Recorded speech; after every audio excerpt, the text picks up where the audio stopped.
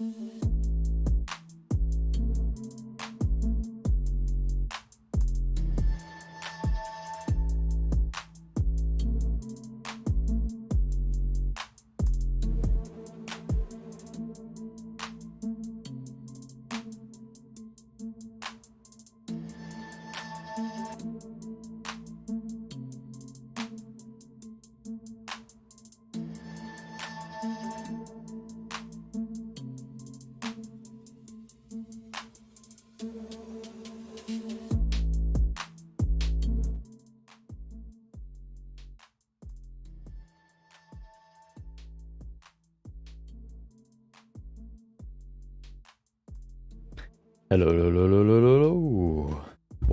Welcome back. Today, it is time, of course, for another stream. Another week, another stream. I almost forgot. There was something I was missing.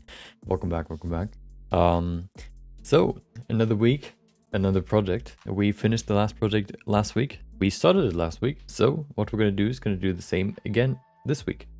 We tried a new workflow where we can create, let's say semi-realistic to realistic characters in a week. And I want to do that again to get better at it and maybe even improve the workflow even more. There's always, this last week was basically the sort of pilot project, trying to, see if everything works and see if we can, and see what we can improve. And now this week, we're here. We're going to improve it. We're going to make it even better.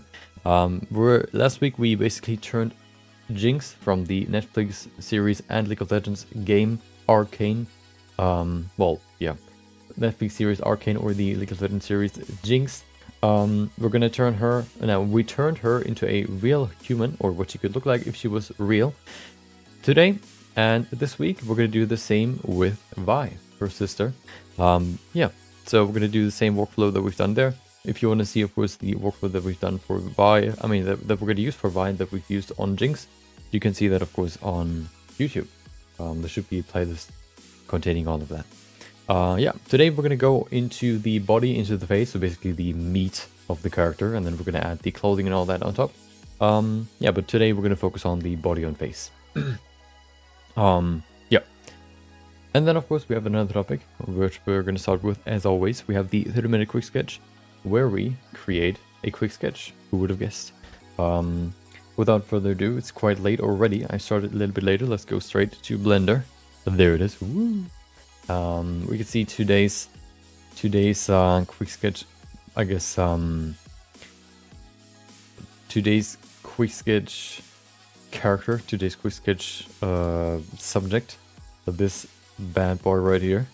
This will be today's quick sketch. I kind of noticed, like, I was looking for new creatures, and I realized that I have never really sculpted a crocodile. I've sculpted like dinosaurs, I've sculpted usually, like reptilians or whatever, or amphibians, maybe even that have like a short, I guess, snout or whatever you want to call it, short, whatever, mouth.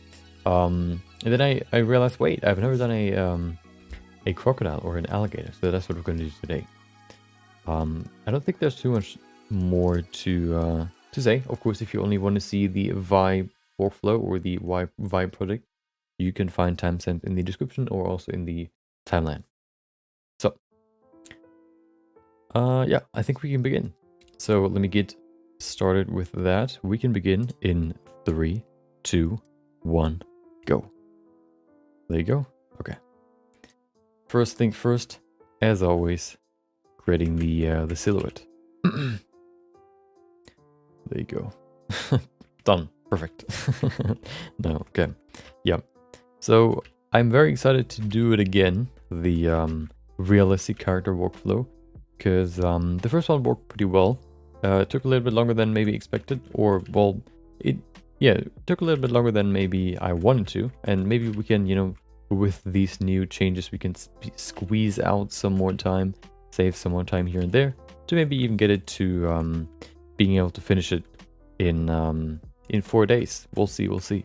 The thing is, this week we'll not finish it on stream, most likely, just because we're gonna do the personal feedback session on Friday. On Sunday, Thursday. So that's gonna be, the topic for Thursday. So we're not gonna work on Vi on that day. because there are already quite a few projects submitted, so we won't have time to do to work on that. Welcome back, Q2 182. Why not 192? Is 8 your favorite number? I mean, I gotta admit, it's pretty symmetrical. Welcome back. Hope you enjoyed your your Wednesday. Why? I don't know why, but my days are just off all the time. Hope you enjoyed your Monday. Maybe it was a regular Monday. Maybe something cool happened.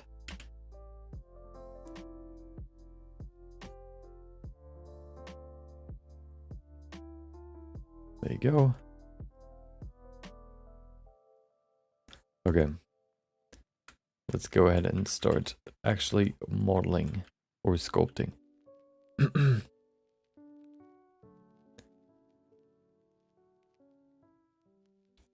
Yeah, so the workflow will be improved. The workflow will be faster 100% just because I can now, you know, we've identified some problems last week. And now we can fix them, which shouldn't be too hard because usually, well, the biggest problem was basically just, or the biggest time wastes were basically just getting to know the workflow and just kind of thinking about, okay, what do I have to do next? What would be the best choice to do next? And then also there was like one problem that sort of halted our progress for like an hour or so, which was the skin texture. Trying to apply the skin texture, there was some weird problem with the plugin that we have, but I can basically use the shader that I've used on Jinx again, just with a you know, we have to customize the skin texture a little bit, just how we did it with Jinx too. Like we give like custom makeup and all that, just kind of, you know, what is it, customize it. Yeah, I guess you could say customize it, personalize it. That's what I wanted to say. And then yeah, that's where we can save time. And then of course, I think the biggest time sink will be clothing, as well as the, well, post-production always takes a little, but when it comes to the model, I think it would be the clothing and maybe even the body and face. So today we'll of course only focus on body and face. Well, maybe, you know, the body, the thing is, if we don't, well, we don't really see the body too much. We really only see like the face and clothes, so we don't really need to spend too much time on the body in itself. We can maybe use it as a reference when you then apply the clothing. Other than that, it's basically just I guess to fill up clothing, which we don't see anyway. So, you know, well, we see the hands. That's definitely one thing we'll see, but you know, hands don't really, well, because we're using a base mesh, we don't really need to sort of like do much to finish the hands. Maybe add some fingernails because they aren't there yet. So yeah, I'm excited to see how fast we'll be able to work this week. We'll see. But we're not there yet. We have this beast to tame. Let's see how we can manage that. So eye placement is always kind of hard for me when it comes to reptilians and all that. Hold on, somebody just followed. Oh no. Already when I'm doing my quick sketches. Hold on. There you go. Come on, there it is. Thank you, Chronicler. That name sounds familiar. Oh yeah, I remember.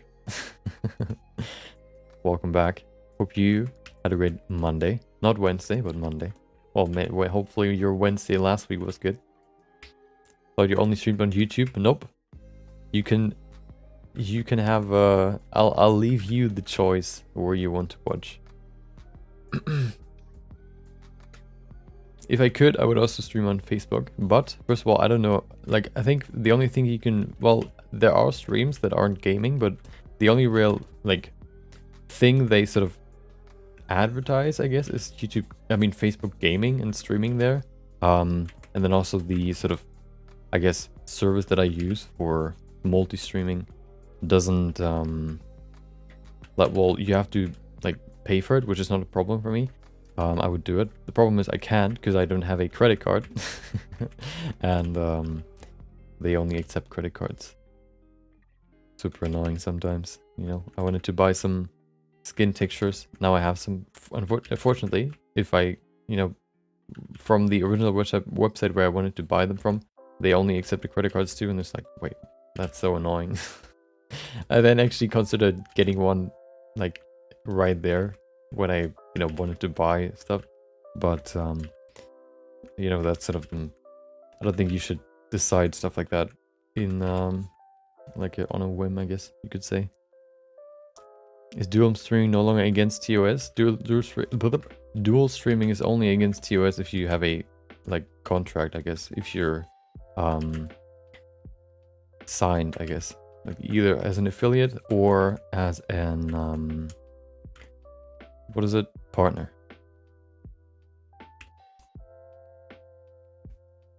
Good. Yeah, otherwise there's no exclusivity. Okay, this is kind of hard to place the eyes. Let's see if we make them wider. Maybe we need to make the jaw wider too. There you go.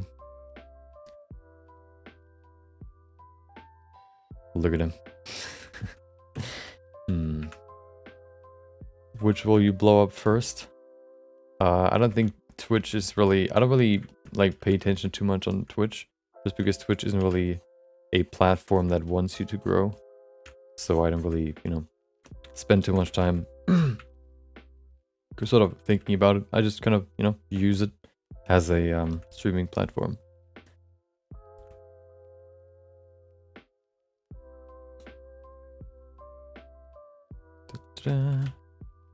Okay. Oh, look at these small little ears that aren't really ears. Fake ears. Unbelievable. Lying to us. There you go.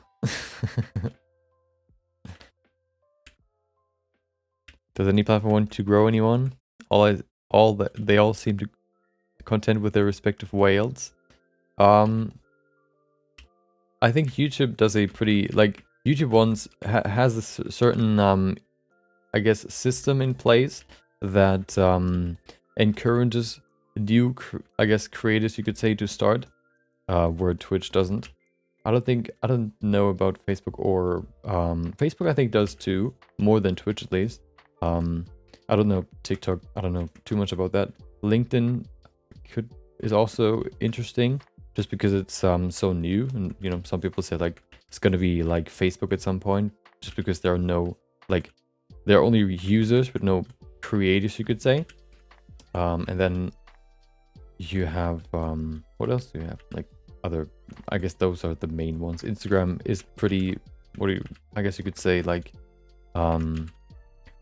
saturated. And Twitter, I don't know. Twitter, I don't think there's really like somebody that lives off of Twitter. So YouTube, for example, the best way for you to get found, I guess you could say, is to focus on like SEO, like keywords. So trying to put as many fitting keywords into your title so that your videos show up in the YouTube search. I guess in the YouTube search, you know, when somebody looks for Blender, for example, if you, for example, if you have a Blender sculpting tutorial, if you put in everything that sort of contains that, like Blender sculpting, beginner, maybe even, or advanced, or whatever, maybe even Blender 2 point whatever, putting in like fitting keywords that don't sort of dilute or make, well, feel organic and still sort of, I guess, contain a lot of like commonly searched terms, makes it easier for people to find you.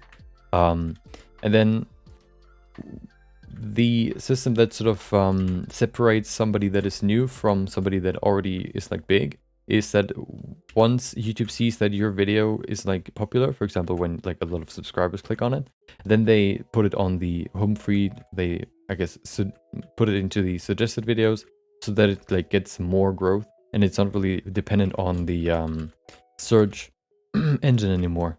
So the people that want to start, they focus on the search engine. The people that want to, like, you know, they're bigger, they don't focus on that anymore, but more on like trying to sort of get people that are on the home feed, which means that you kind of change your, I guess, your strategy a little bit, because people on the home feed react, or you know, people that just randomly see your videos might not be like, it might not be as catchy to say, hey, here's a Blender tutorial, or even though you don't even watch or don't even use Blender, you know, then you would, you know, maybe title it something more fitting for somebody, you know, title it something that's more interesting for somebody that is maybe not interested in learning Blender, but maybe just interested in, you know, a project that you did, for example. Welcome back, Crow. Hope you enjoyed your Monday. Maybe you've learned a little bit more about lighting. Maybe how to make a crazy, you know, shield for your car, or an animation. Let's save this real quick. Wait, wrong one. There it is. Sounds like a full-time job to start. I think once you sort of understand how it works, the only thing you need to find are tools to make it easier. So 302. There are websites that show you what keywords are like good when you're trying to hit the search, like trying to be, I guess, effective on YouTube search. There are others that show you what might be popular when you're just publishing it, like or when you're hitting the home feed. So, you know, kind of looking into that a little bit can help you a lot when you're trying to, you know, start. And then, you know, it's usually like any program, for example, like Blender. Once you kind of know the basics, it's about execution, kind of learning more about it, kind of getting your own experiences, rather than always, you know, reading more or watching more videos about it. Okay, hold on. I think the eyes are in a pretty good position. We have this here. Seems like the nose bridge sort of ends at some point. Kind of smooth this right here. Look at that. I think that's better than before. We can maybe even make it a little bit deeper if we wanted to.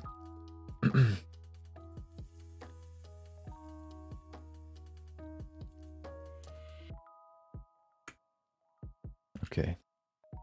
Let's add a neck first, because he's I thought about, like, for these sculpts, for example, maybe including some more like of an environment into these sculpt.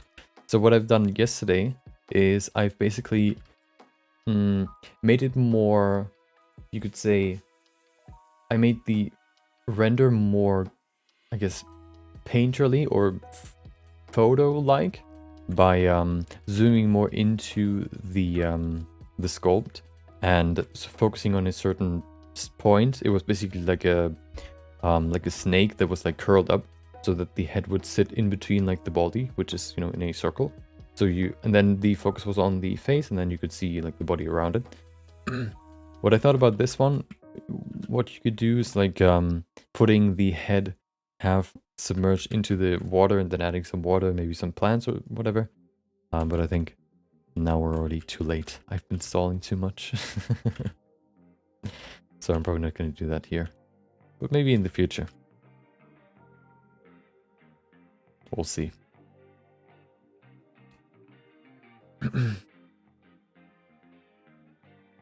Use the Sketchfab add-on, add a bunch of objects, put them in a collection, drop them into the scene using particle emitter. Yeah. Which Sketchfab add-on? You could also just, you know, put all the objects in a collection, then assign them to a particle simulation. I don't know if you know, but what the add-on would do. Look at that. What a handsome dude. Or dudette, whatever you want it to be. female alligators bigger than male ones? I can't remember.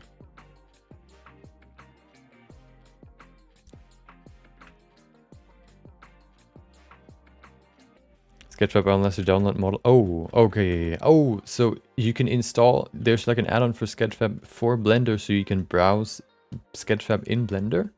That sounds pretty cool. I actually have a few models from there. That's pretty cool. So it's basically like in Unreal Engine 5, you have this photo scan browser where you can just drag and drop everything into your scene. That's pretty cool.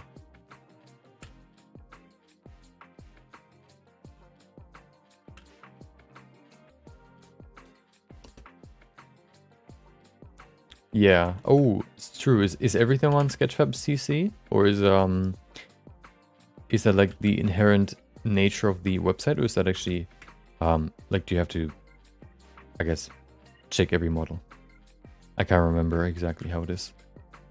I think they sort of specify sometimes that you can't use them for like, what is it, for commercial projects, for example, but most of them you can just use for whatever. Like usually most of them are suitable for private use, I guess.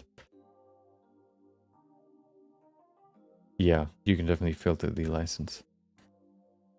I might check that out at some point. Let me put a note into my to-do list real quick.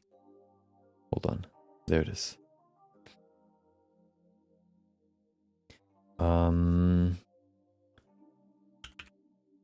Sketchfab add-on for Blender. Problem is, Blender 3.0 is probably going to come out at the beginning of December, and then probably no add-on that I have right now will work for it. Maybe my Align tool add-on will work, but everything else, you know, probably requires an update, and we'll see how long that takes. Maybe it's set up in a way where it doesn't require an update.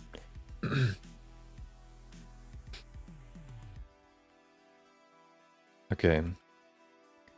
Let's give it some more detail here. Now the smoothing phase is over.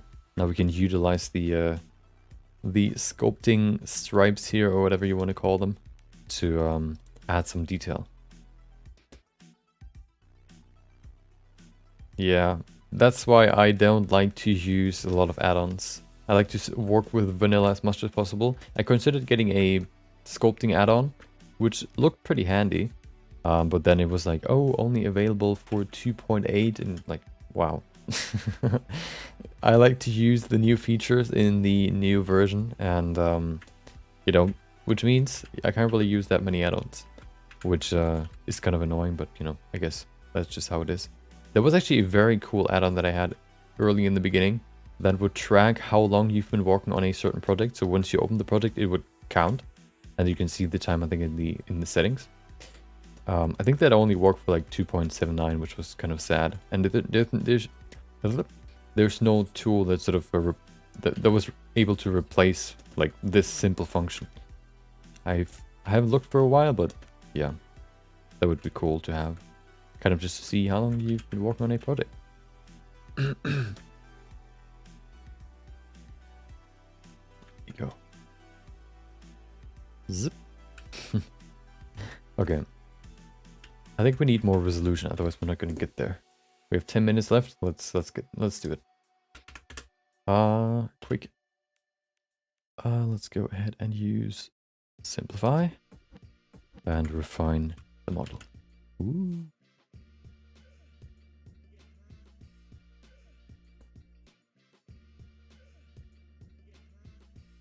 There you go. May just create assets in 2.9 and link them to 3.0. Yeah, I guess that could work too. And then just render everything in 3.0, utilize cycles X. I guess that could work too. Yeah, I don't really like switching all the time, because then once you accidentally save the file, except for when you're of course exporting it, then you always have to work in 3.0. Which happened to me with the Jinx project. I accidentally pressed Ctrl S out of reflex, and then I had to work in 3.0.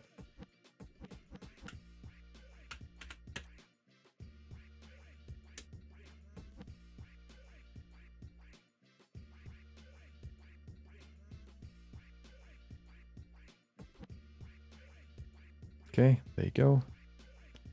Oh.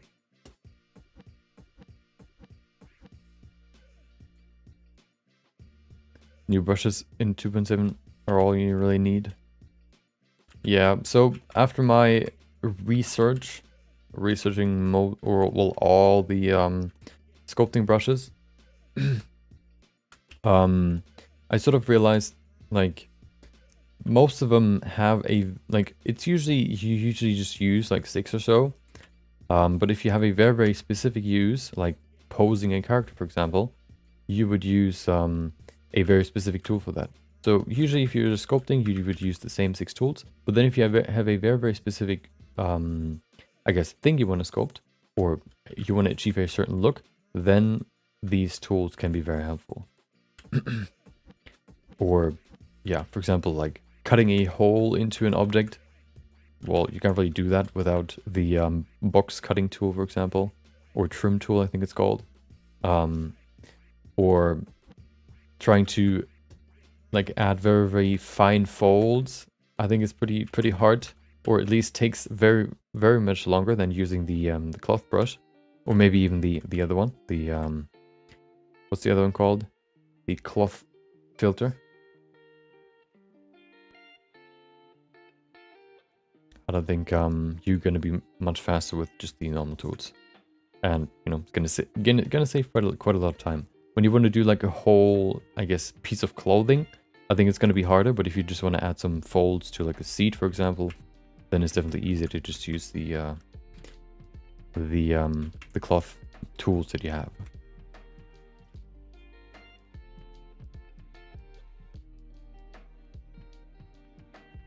There you go.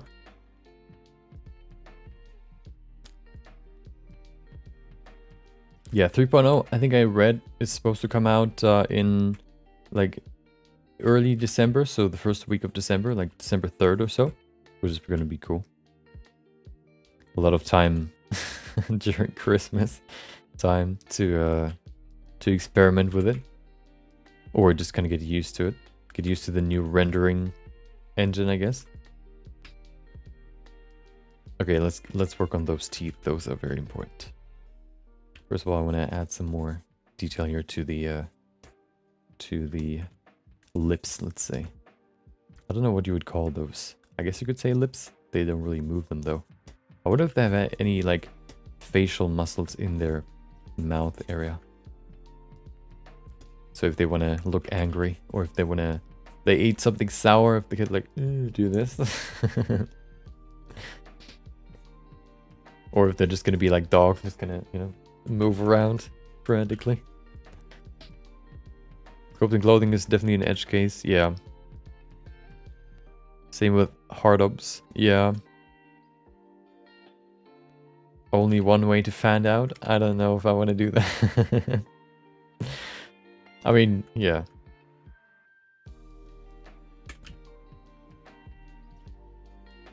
Time to drop a, what are they called? Center shock?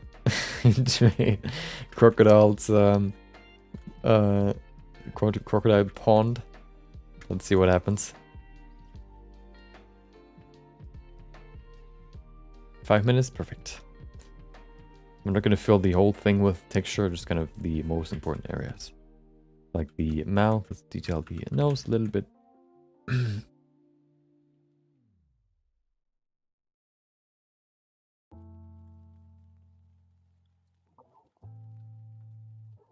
Maybe the nose is a little bit too big. Maybe give it a nice shape here too. Hold on, I think. There you go. There it is. I was missing Crow's message. I was doing all day new animation for the car. Now it mistakes the test render. Oh. So and it makes renders 3.0. Did you try Blender 2.9 first and now you're trying 3.0? Maybe, you know, works a little bit better. I think it, you know, they also optimized it for, I guess, lower performance PCs. So, you know, if you have one of those, then it should work better too. Which is always a plus. The more people can use Blender, the better.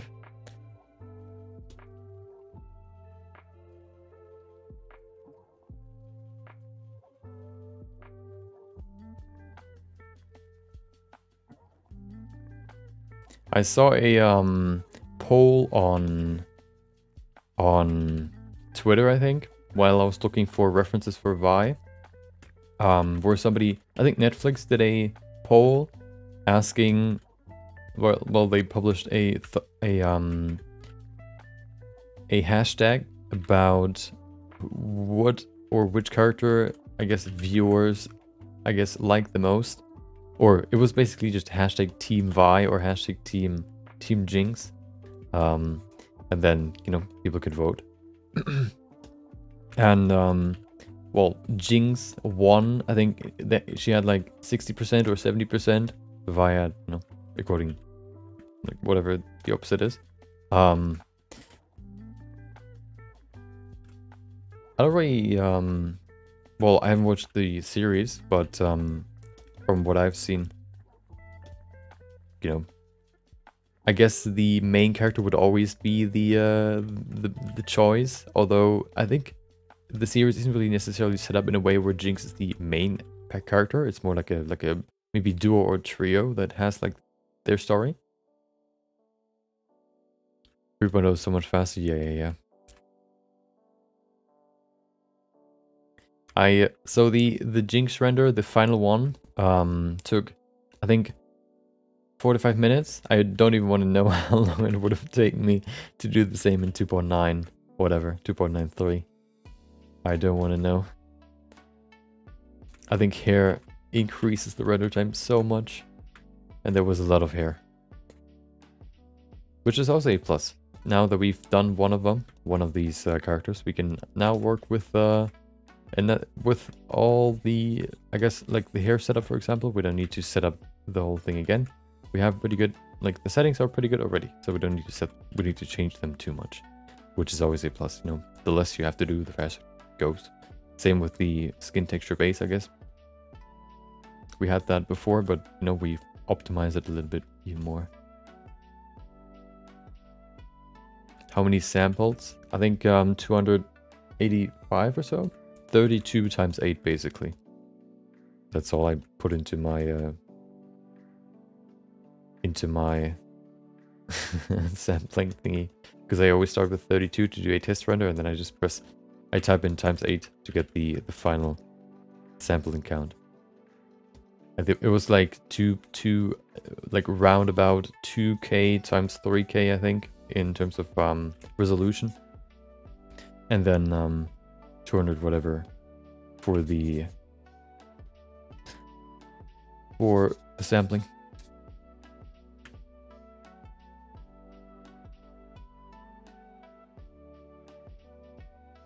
When you updated to 2.936, it also went faster. Yeah, they probably did some smaller updates there too. Was that you that said I should switch to a newer version? Yeah.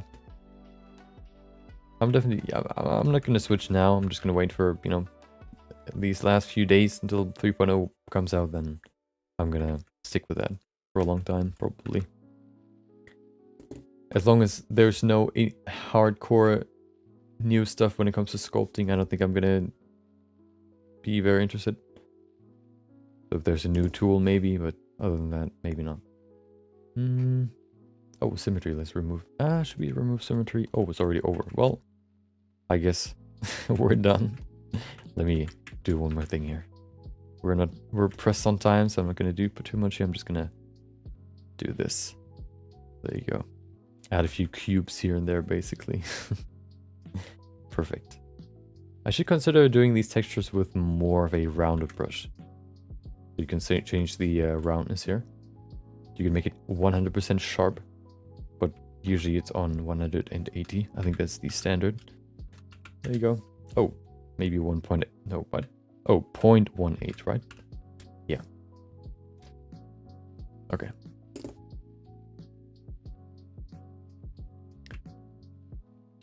I only ever use cycles for material baking. I'm excited to try 3.0. I use exclusively cycles, basically.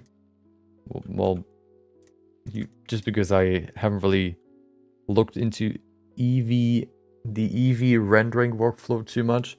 The thing is, when I do anything that I want to render out, I usually create the model, and I don't really want to, like, I have the workflow of creating the model, and I don't want to figure out then afterwards how I can portray the model, or how I need to, I guess, like, I just want to drop it into the render engine and then see what it looks like, rather than having to do all these loops and whatever to get to the same result that I could get in cycles, or, you know, a similar result.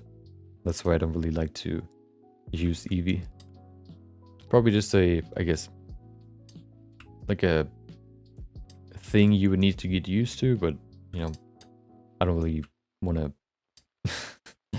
deal with that. If I can only also just use cycles, you know, it might take a little longer, but, you know, I might not even do that, just because, you know, setting up the whole thing in Eevee can also take a while.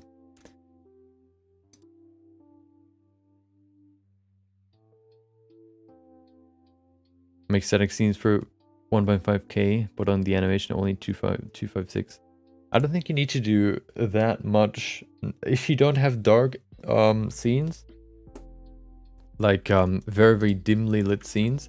I don't think you need that many samples. I think as long as you have adaptive sampling enabled, and also, what is the other one? Denoising. If you use denoising in the compositor, I don't think you need that many samples, because at some point you still, you know, it takes longer to render, but you don't really get too much out of it. It's similar to trying to create a realistic character. The more you want to go in, like, the higher you want to push it, the bigger are the diminishing returns. So you want to say, well, I want to, you know, make the model, or I want to make the render, you know, increase the sample just a little bit. It's going to take way, way longer, but it's not going to yield you like way, way, way better results, especially if you use a denoiser anyway.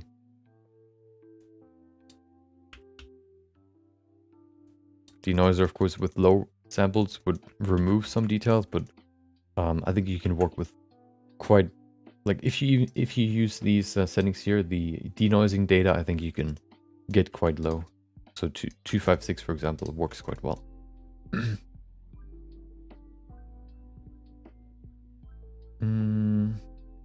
Oh, there you go. Mirror. Wait, mirror. Hello. Oh, there it is. Look at him. You can see now.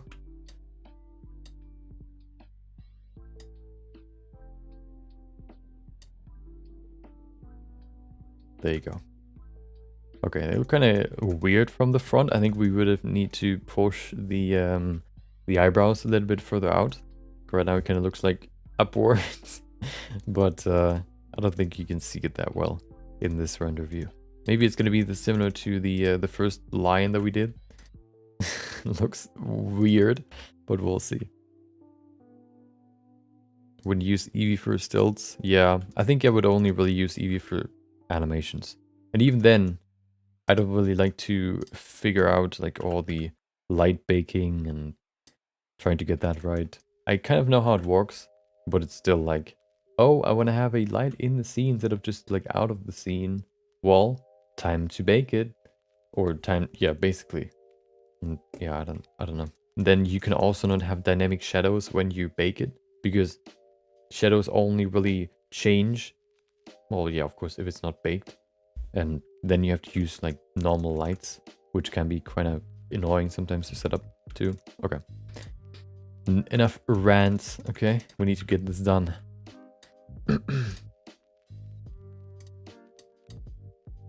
Black. Roughness down. Specularity, good. File, save. Let's go ahead and add the lighting. If there are a few samples, then after noise reduction, many details are lost. Yeah, that's why I said, well, yeah, it depends on what, like, how much detail you want to keep. Like, if you want to see every single, like, sort of grain, or every single piece of, like, woods, every single wood structure, for example, then you would probably need to use more. But most of the time, you know, You don't need to use like a crazy amount. Oh.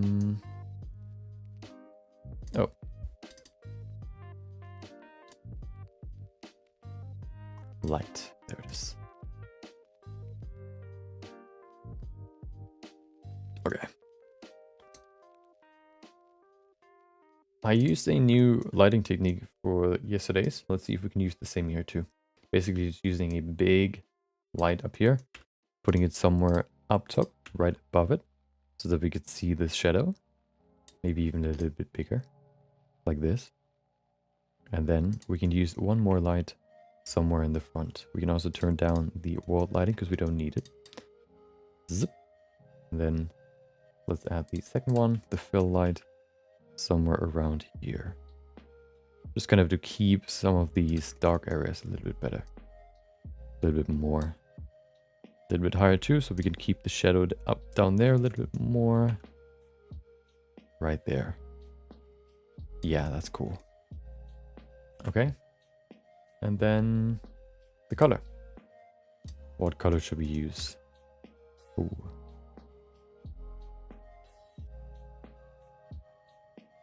Which color? Let's see. Definitely want to be proficient with the composite if you really want Eevee to shine. Yeah. Eevee is like... Yeah, I think Eevee is very effective. Eevee is like a script. If you need it a lot, if you want to do something repeatedly, like render one frame after the other to render an animation, then I think Eevee is very good because you set everything up in the beginning and then everything sort of works on its own. But if you need to, like, you just want to render like one frame or whatever, then no, doesn't really, it's really best use of your time to set everything up and then just render one frame. Okay, which colors have we not used for a while? Let's see. So we have, there it is. Yellow, blue, orange, green, pink. What about red? I think red could be cool. Could work quite well with this subject. Look at that. Ooh, dangerous. Okay. And then, oh, you can even see the red light reflection in the eye. That's pretty cool.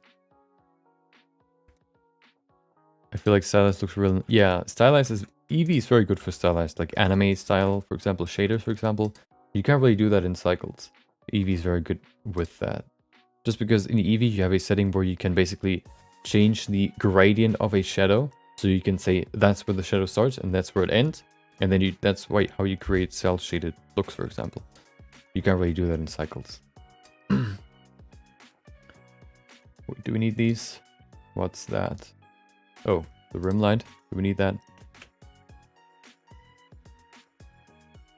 Nah, boring. Yeah, perfect. Okay. Oh, one more thing. Depth of field. The nose is going to be very much out of focus, but that's going to be cool because it adds some more perspective, some more depth, some more feeling of depth. There you go. Oh, 0.4. Look at that. Maybe a little bit too much, actually. Maybe 0.7. And then the background. I think I want to make it darker. Like that. Yeah, perfect.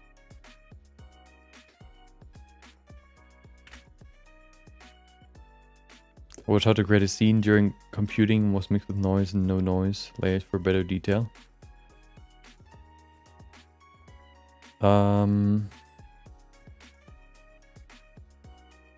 I actually saw a manual way to set up your compositor to basically have an even better denoiser, like one that keeps detail more. I tried it; it works pretty well. The only problem is it doesn't work with transparency. And you know, if you want to render something with, no, was it a transparency? I think it was. Like you can't use transparencies.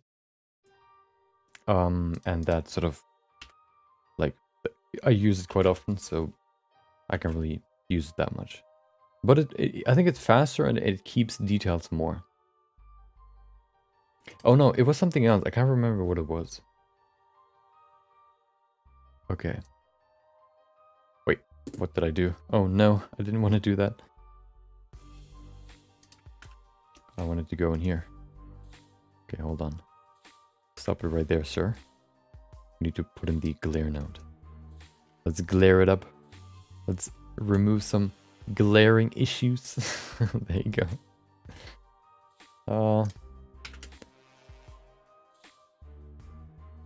Come on, 7 is still too much. Maybe not. Maybe we can set it to 0.75. Maybe that removes the entire glow. Maybe not. We'll see. It actually did nothing. Perfect. Okay.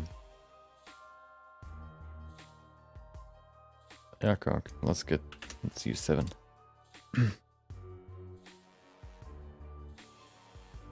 Perfect. Oh, I don't have water. Oh no.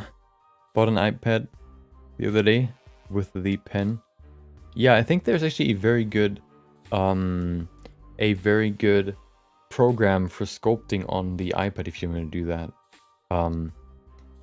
I think I saw that before. There's not really anything similar on Android, but I think on iPad, yeah, on like Apple devices, you have pretty good software for sculpting and also 3D scanning. I don't know what, 3D scanning, I think what I've heard is very, very good on like iPhones too, especially on the new ones.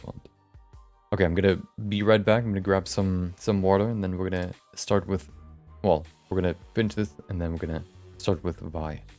I'll be right back in 30 seconds.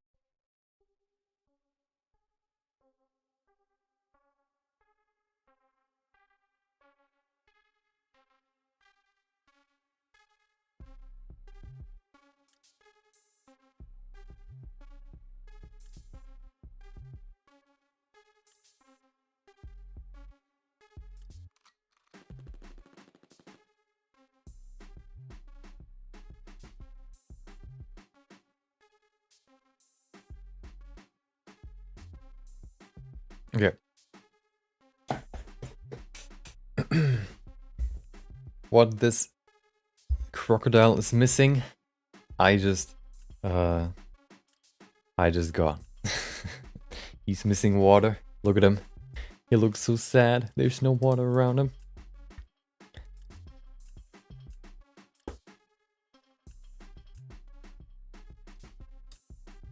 Let's drink a little bit more. I've been drinking for a while.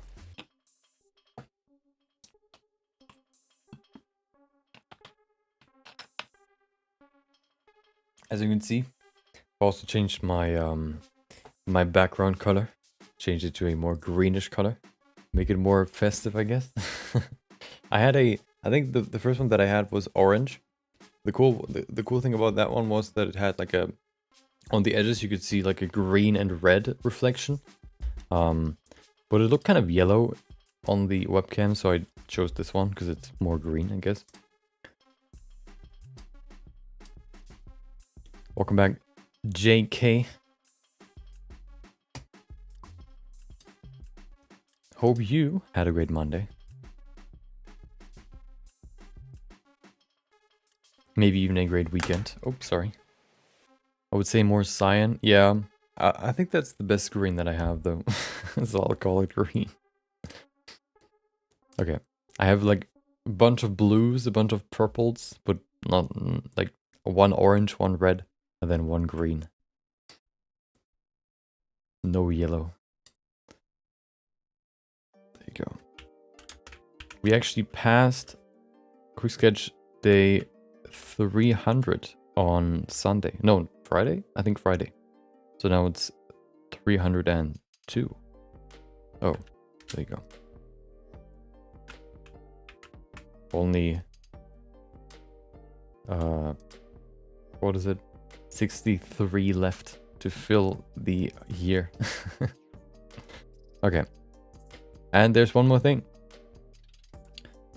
I now fixed my Photoshop capture. I don't know what was the problem, but I switched the way it's capturing it, and now it should work. Look at this. Maybe it doesn't work. Let's see. Hopefully. Ooh, ooh. You can see my screen again. Hold on, I need to remove something real quick. Why is that still there? There you go. Look at that. Ooh. And then camera. Ooh. And then you can also see you. There it is. Perfect. Now it works again. Before we always had to use display capture, which would show everything and like unnecessary stuff. So this is more concentrated, I guess you could say. Okay. Quick post-production. Neutrals down. Ooh, make it more ominous. Look at that. And then white up just a little bit. There you go. Not too much. Perfect. And then maybe even increase the vibrance too. Zip. Doesn't really too much. You can maybe see it here where it kind of transitions to white. It gets a little bit redder. See the difference? Maybe just a little bit. There you go. Can I make a shorter sculpting tutorial? Do you mean, I guess, for beginners or about a specific topic? How to sculpt a water scene? How to sculpt a dolphin jumping out of the water with all these small droplets. Could be pretty interesting. Could also take a while. Maybe too long that I would have won. Somewhere after a couple of hours it will finish the render. I will drop for the council. Okay. The council will judge your creative outcome, I guess, or creative product. Aimed at beginner, basic face sculpting. Oh.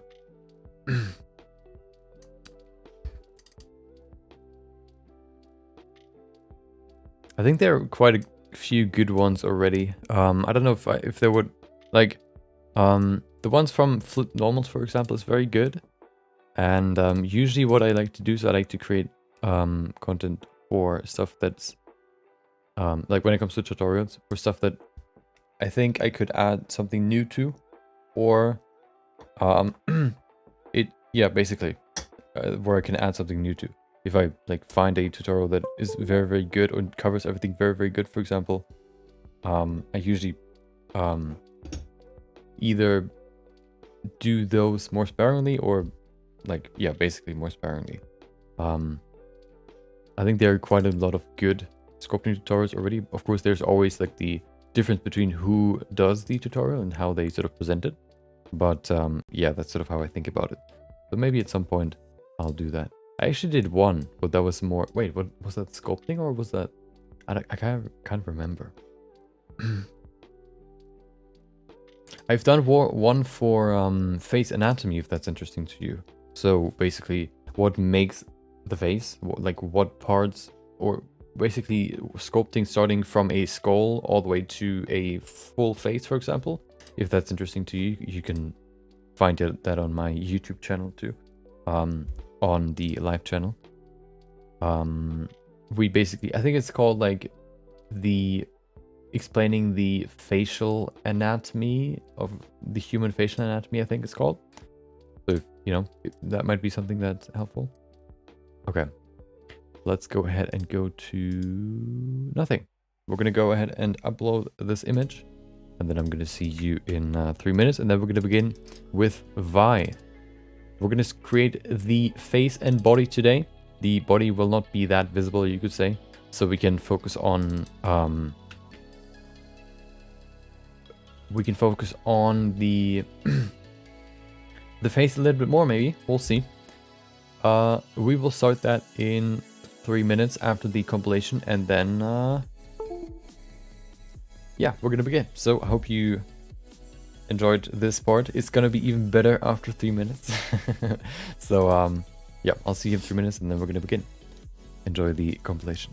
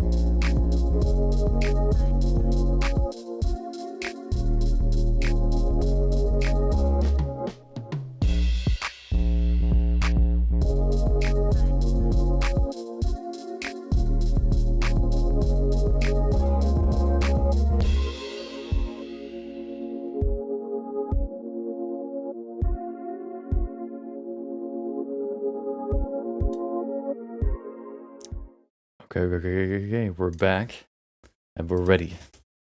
Hopefully you're ready. I am definitely ready. So let's get rid of this. We don't need you anymore. Where's the music? There it is. Let me finish this real quick. I was too slow. There we go. Okay. So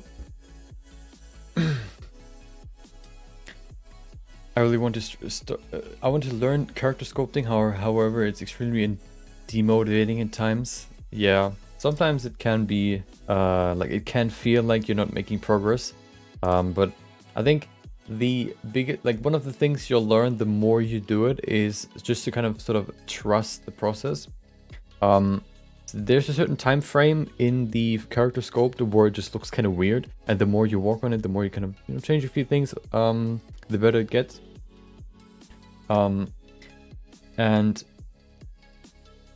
it's like sort of the what I like to call the ugly Squidward, not the handsome Squidward phase. So that at some point every character of mine looked like handsome Squidward. The more you do it, the more practice you get, the shorter the time frame gets. So just kind of practice and basically practice and learning more about anatomy and all that. So you get more comfortable about the overall anatomy of a character, for example. And then just doing it more and more to get a workflow going. And then I think just doing it that more and more will basically develop your skills and confidence too. Okay, so we have another character we need to create in a realistic version. We need to make a realistic version out of a new character. Which one will it be? This week we're gonna do Vi. From, of course, Arcane. Last week we've done Jinx. This week we're gonna do Vi. You can see nothing right now because we need to switch to display capture. You can see my inspirations. Quickly, let's go over them. We covered them last week too. So basically what I like to do is for realistic characters, when I want to turn them from, I guess, stylized into realistic, especially, or also when I want to just capture the likeness of something, I like to grab a lot of references. Starting with probably the most important one, which would be the I guess, if you can, a 360-degree, I guess, look of the character. So yeah, basically that's what you can see here. Basically like a rotation grid of the face in all directions, or in as many directions as I could find. So this one would be the main face, for example, where you could see the face from the front. Then you would have something like where she looks up, so you can see the bottom of the nose a little bit more. Same here. You then have the opposite, where she looks down, so you can see the shape of the nostrils a little bit more, for example, or other features of the face. Like for this one, for example, the lips, the shape of the lips, the chin maybe even. So that's why you have these rotations. And then of course you have these rotations too, because the nose, you can't really see the profile of the nose, of course, in this reference. So you also need a side shot, a profile view. So we have this one, for example, or on the other side we have this one. And then to kind of fill the space in between, because you optimally have like a full-on, of course, rotation of the character, you know, I try to find like as many rotations as I can find. So we have a full rotation here. There was a scene basically showing her from all these different angles, so I grabbed all those. And then we have some more where she looks down into the side, up into the side. That's basically the grid that we have here. Then some inspirations, just to kind of see, well, some details, for example, or what her clothes look like, or just her general look. The back, like the hair, for example, I wanted to see the hair from the back, just kind of see what that looks. Then maybe even the tattoo here, maybe some details on the face, maybe even the arm or hand straps here. And then we have the clothing. She has quite a lot of clothing compared to Jinx. So for Jinx, I didn't really have that many clothing, I guess, references, but for her, I tried to find as many as possible too, from different angles, just to kind of fill the void of like what would the clothing look like from the back. Because, you know, in 3D, you're trying to create something in 3D, so you need to know what something looks like from all angles. So we have the back, we have the side, we have the front, and then a few more angles here and there. And then we have the same for the undergarment, I guess you could say, because she actually takes her jacket off. She has like a multi-layered outfit. So I also grabbed some references for the, I guess, shirt or whatever. And then we have some more inspirations for example, the pose, or how we want to, I guess, create the composition. Kind of see the idea here behind this is basically just kind of, you could kind of come up with what her nature is and how she could be portrayed, and how you can show her character traits, for example, in a still image. But you can also, you know, take the actual, the images from the people that actually created her, and take those as inspirations to get even closer to maybe what fits to the character. And then I've just grabbed some references for real life people, not as many as we had for Jinx, because I couldn't find like a perfect match, for example, for her face. Just to kind of see what it could look like in real life, like the texture on these pieces of clothing, for example, or in general just the look in real life. Same with the hair, for example, or then just some features like the nose or the lips. I tried to find some specific features of the face where I wanted to get some references from, or for, and then I put them in here too. So those are all the references. Let's get back to Blender. There it is. I'm gonna import probably 1 or 2 references, like main references, in here too, so you can actually see at least one of them, and then yeah, all the others I will see. You will not see them. You would have to guess. Okay. No need to look at what you did every day, and you will see what has progress if you look at robots at different times and compare with new. Yeah, you know, comparing yourself, I think the only person you should compare yourself to is yourself, like earlier in life, because that's the only person that has the exact same life as you and the same living conditions, I guess. So, you know, the only real person you can compare yourself to realistically is yourself. It doesn't really make sense to look at other people. MLW Creative did Powder Jinx sculpting video. Did they make a sculpting video? I need to check that maybe at some point. Wait, let me see. Let's not stall too much time. So what was it? MLW Arcane making off, I guess.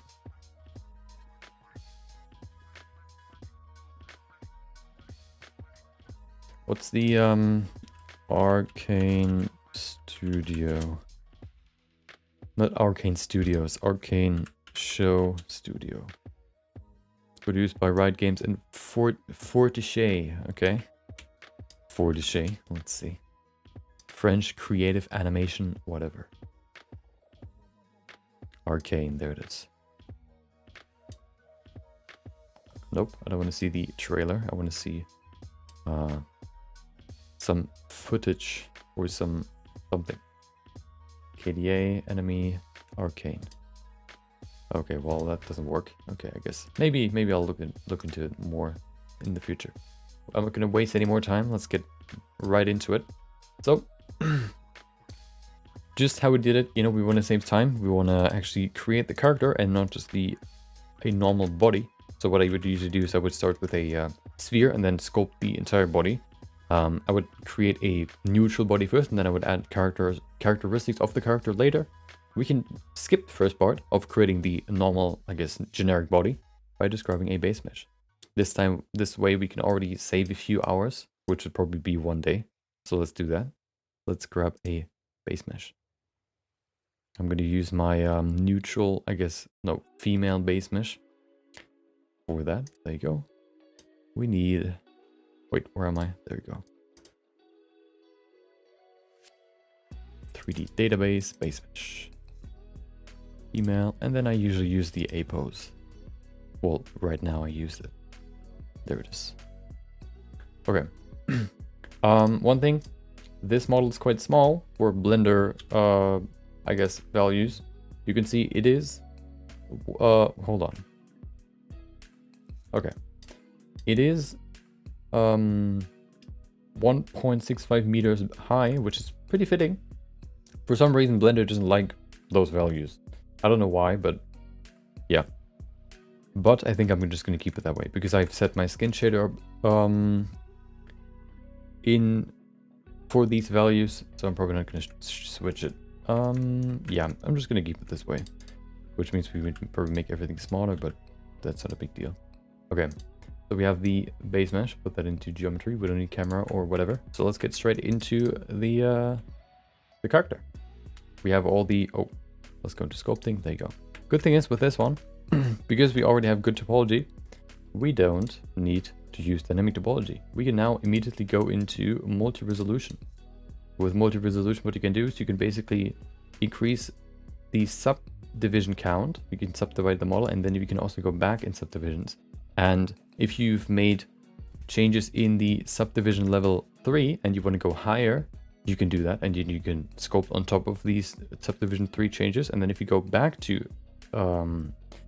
3, you can work on the subdivision 3 changes without affecting the subdivision 4 changes. So this way you can kind of separate the, like, you can increase more detail pretty quickly, and you can also work on specific parts of the, I guess, detail in specific levels.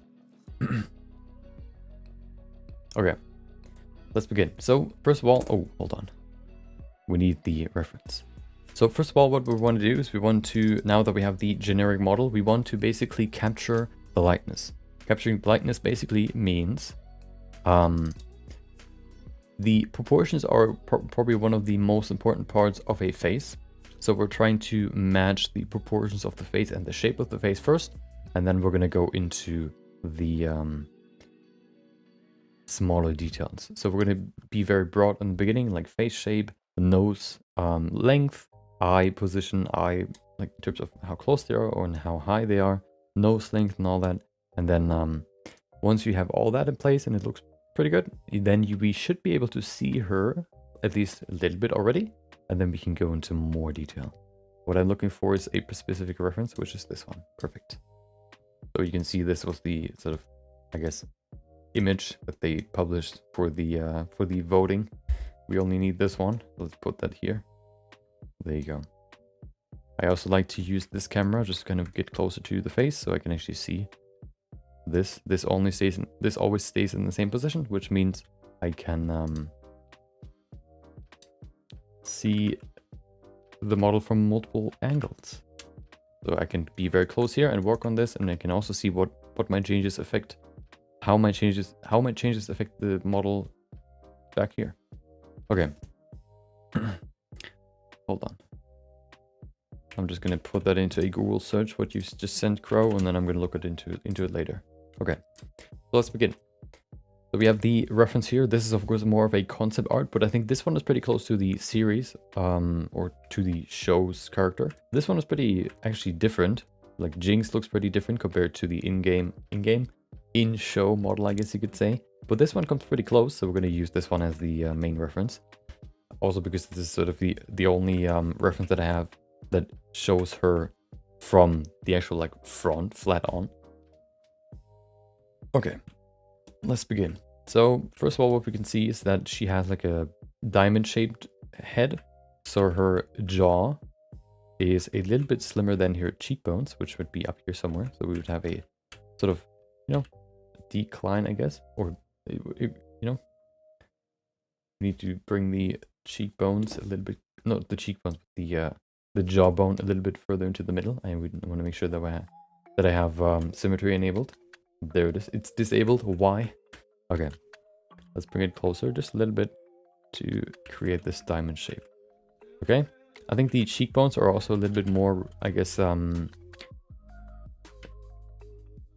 little bit more prominent. So we're going to pull them out a little bit too. Okay. The chin is also pretty prominent. So we're going to pull that out a little bit, make it sharper. There you go. Not too much, just a little bit. Okay.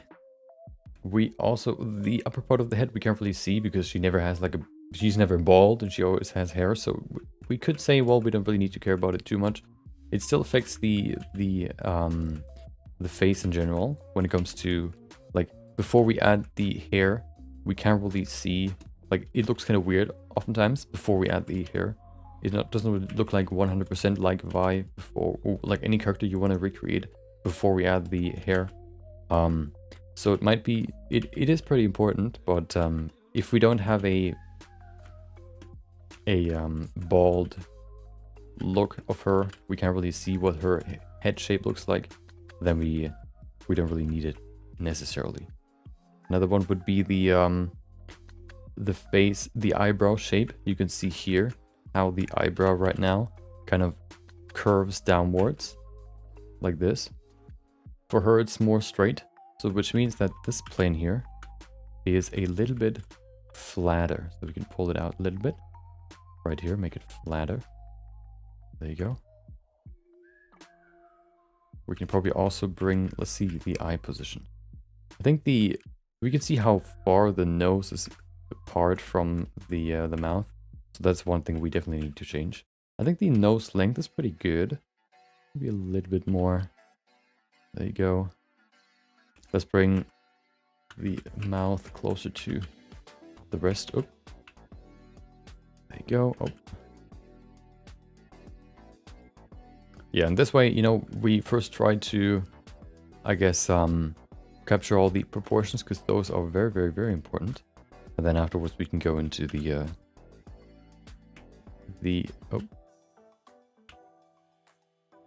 next step.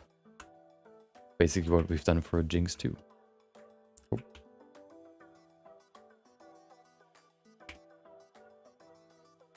I haven't watched the series yet. Maybe I'll do it at some point. Hard to find time for it. Maybe I'll do it at some point. But right now it's I don't know. There's always something else that I want to do. But I can't really, you know, find the time for it. Okay. Grab the move tool, move everything up. I'm not really somebody that watches a lot of TV shows. Well, not at all, basically. So I don't really, you know, I'm not really used to watching all the like shows. What I usually do is YouTube videos or my TV shows, I guess. I just watch YouTube videos instead of you know, any shows. So yeah, I'm not up to date with any, I guess, new shows or whatever. You haven't watched it yet? My man's just riding the wave.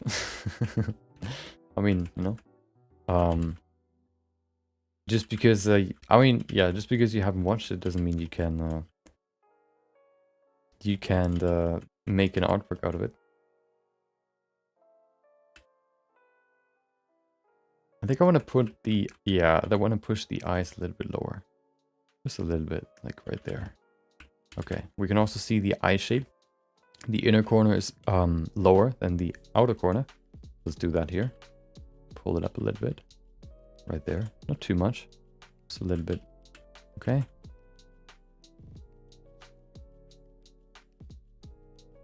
There you go.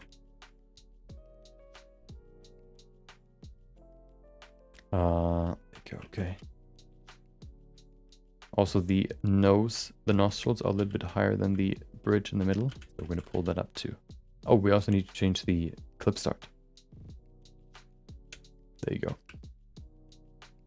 Doing my research, I basically, I've basically watched at least half of the show because there are like so many clips on YouTube, you know, and looking for references. What I usually do is especially looking for videos.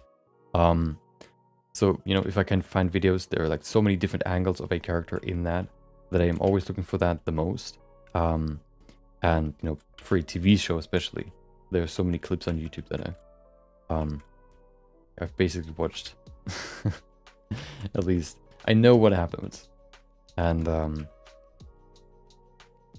I guess the most important parts of the story.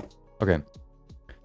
Lips. Let's see what the this profile says. So now that we've changed this profile a little bit more, let's bring this closer here. Okay. Cheekbones I think are pretty high.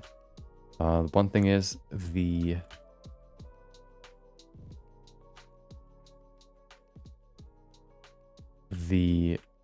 other side, this profile view, still looks very different.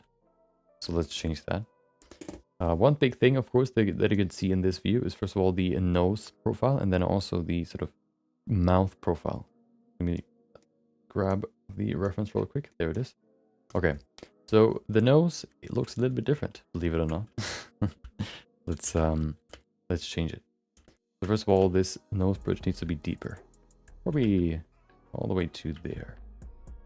And then the forehead can be a little bit flatter. There you go. Perfect.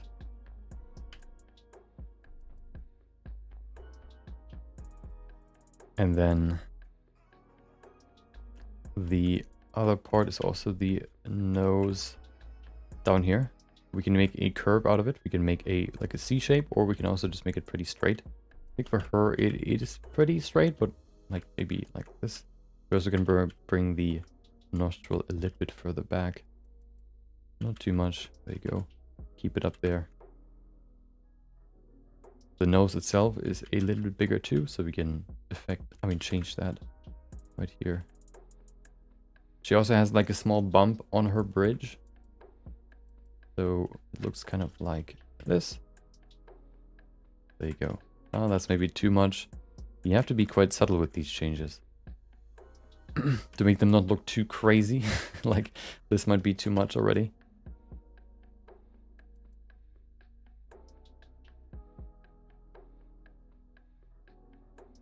You could say she's been in a lot of fights, so she has like a busted nose. Okay. I hope they make a new show all about the other characters in League. Yeah. I mean, you know, if you're a game, I think you have so much lore you can explain or like elaborate on that there will never be like, especially like League or like RPGs or whatever. I think they will always have like some story to tell, which introduces new characters. So yeah, I think that's sort of their idea to just kind of, you know, introduce new characters every time they have a new season, for example. Like, oh, you know, more people get hyped. Oh, we're gonna see this character, you know. This time it was like Victor, Echo, Jinx, Vi, Caitlyn, and Jace, for example. Next time, I've seen some screenshots, well, just some fan screenshots, which could be like, I don't know, like, what is the Camille, for example, or Urgot, for example. He already was in a Piltover, I think, in a more realistic, I guess, what do you call those? Like CGI, I guess, shorts, you could say. There's so much you could do.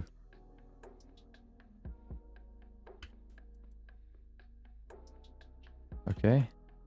So the nose is there, the mouth is not there yet, so let's change the mouth.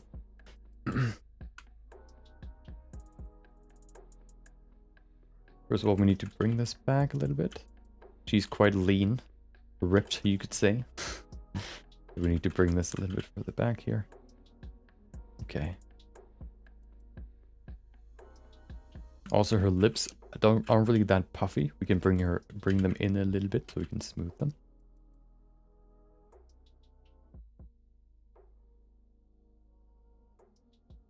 Okay.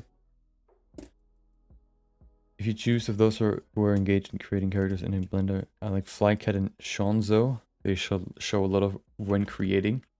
I've never heard of Shonzo. I've watched some of Flycat's videos. I've never heard of Shonzo. Maybe I'll check him out at some point. Wait, there was still a mask. Oh, I'm using the mask tool, that's why. There you go.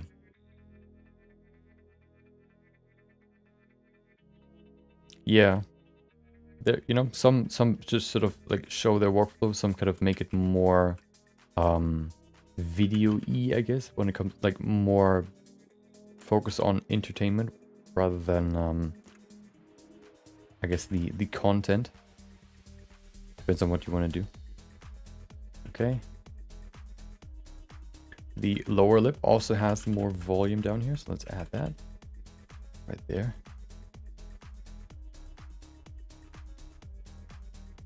Also, we need to bring this further to the front. Her chin is quite blocky, I guess you could say. So more like this. Okay. Maybe that's kind of weird. Usually chins are quite round. They have a certain roundness to them, so I don't want to make it too weird. Too different than reality. We want to make a realistic character here. Flycat is the man. Never heard of Shonzo? Yeah. Rushzilla. Never heard of it. Anime characters in VR. Okay. Maybe I've seen them. Maybe. I don't know. Okay. Onto the lips. The lips are a little bit different than what we have here. First of all, the lips are a little bit... They have a certain shape to them. Usually you can see this sort of M shape in a character's lips. Sometimes it's stronger, sometimes it's, I guess, a little bit weaker. Hold on. Realistic. Vi.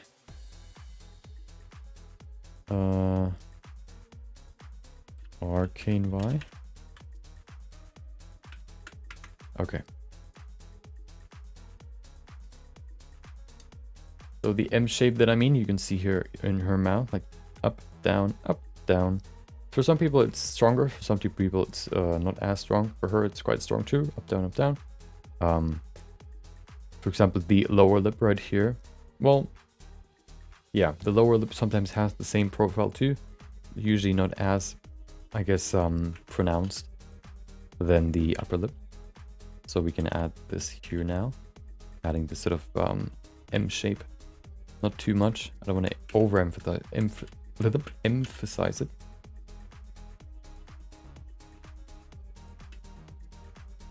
What is still important?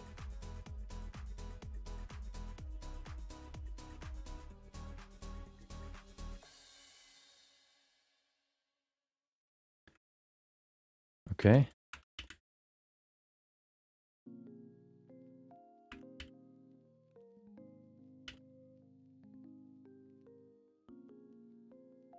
Let's save it real quick. Spent so much time doing 3D work, I need to get back to 2D. Yeah, I thought about that too. Doing some like 2D work, you know, doing some digital drawing or painting, for example.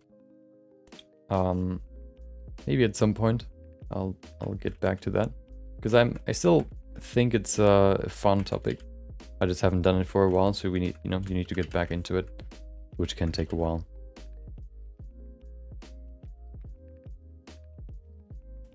Which can be frustrating, you know, once if you've done something before that you can't anymore, it can always be sort of like it's a little frustrating to deal with, you know, getting back to where you were before, especially if you haven't done it for so long. But you know, if you want to do it, you kind of have to get through that period, I guess.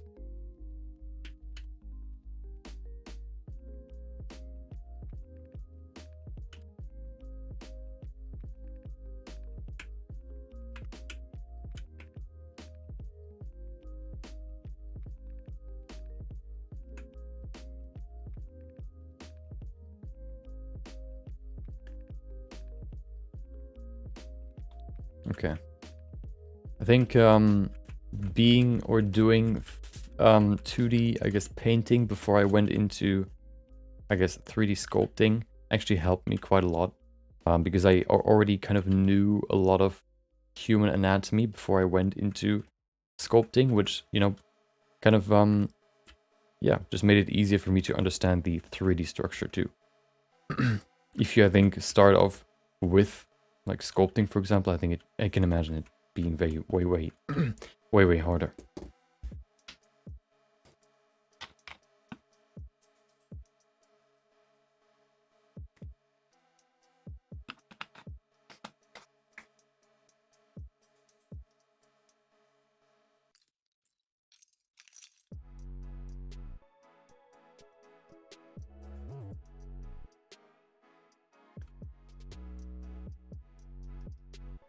Ni Kwang.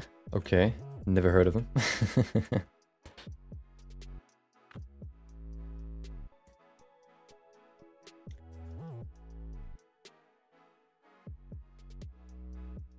But I don't really, you know, watch that much anime 3D modeling content, so, you know, I don't really find him, I guess. I wouldn't find him.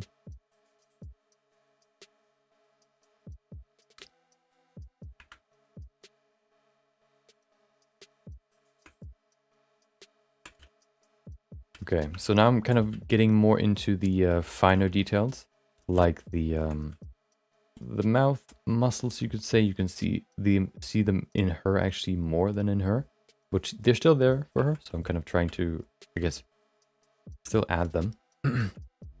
Same for the nose shape. Maybe it can be a little bit different. We can bring down the nose a little bit. Nostril shape too. For her, it's actually quite round, so I'm going to bring it back a little bit, and then I'm going to go around like this. And then we also have the tip. Tip can vary quite a lot. For her, she has this very prominent, like, M shape that I kind of want to highlight here. Kind of hard to do because it's such a low resolution, but we'll see what we can do here. So more like this, for example. I think that's maybe too high. Maybe not. Maybe not.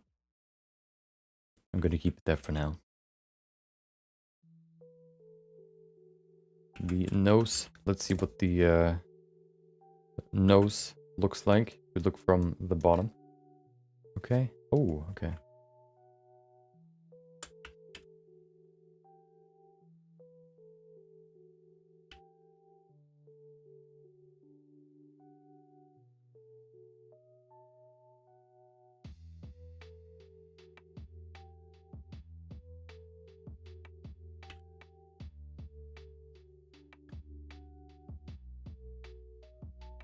Okay. Save it. There you go. Yeah, so what I've watched more is like the I guess sculpting videos from Flip Normals, for example, or some ZBrush, I guess, artists more, because they usually focus more on realism rather than stylized characters. I think there are a lot of people that do that create stylized characters in Blender, and I think there are more that create realistic characters in ZBrush. That's at least what I sort of, I guess, my observation. Could be wrong, probably is.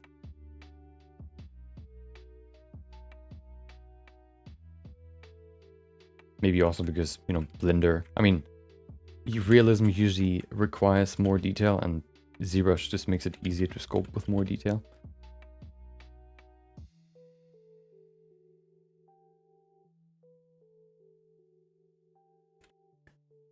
Okay. There's still one Japanese who also does in Blender. MMCG, whatever those letters mean. Okay.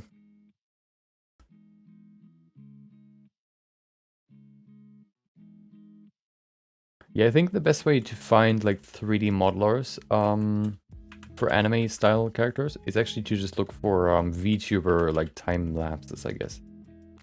Because they have to make them, well, they have to create the character first, and then they also have to make them animatable, which well, basically covers everything that you need when it comes to creating a character, like making it animatable, making them giving them textures, first of all modeling the character. You know, it kind of involves everything that you're kind of looking for when you want to create characters.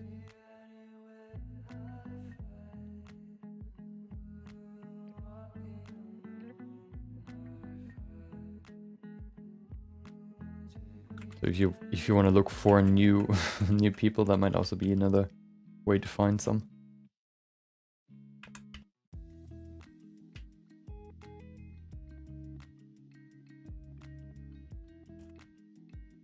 Okay. Let's change the eye shape a little bit. Not too much, I just want to make this flatter. And then maybe increase the eye size just a little bit. Like that. Maybe that's too much exaggeration. Let's turn it down just a little bit. There you go. I want to see the profile view again. There it is. Okay, we can definitely bring her eyes further back.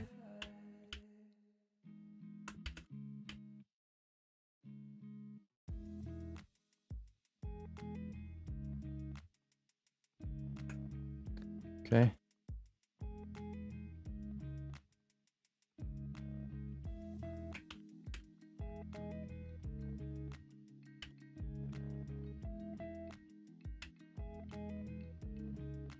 That's another big characteristic. How far your eyes are in your skull, I guess.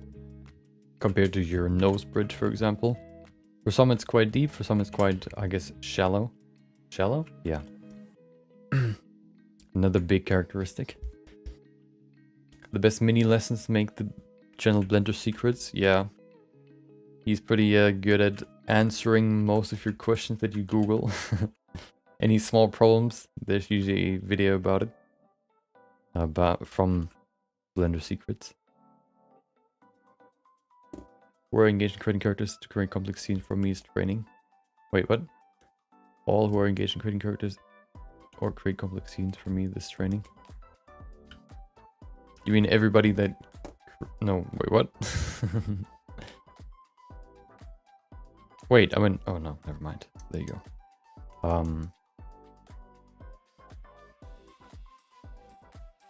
Everybody that does create complex characters helps you. Oh, hold on. There you go. Jawline, another big one. Especially where the sort of jawline ends. For her, you can see it's sort of on mouth height, where the corners are. So I kind of want to respect that too. I also want to respect the sort of the planes of the face. You can see one plane right there. That is like this part there. Basically this region. We have another one which is be here. We have another one which would be like here, and that tells you a lot about the shape of the face. If you see the reflection, so for example, like in this quadrant right there, you can kind of see the structure of the face very well. I want to respect that, so I'm gonna, I guess, increase the volume here a little bit more to kind of get there. There you go. Okay. I don't know if I'm talking gibberish right now or if that makes sense, but yeah.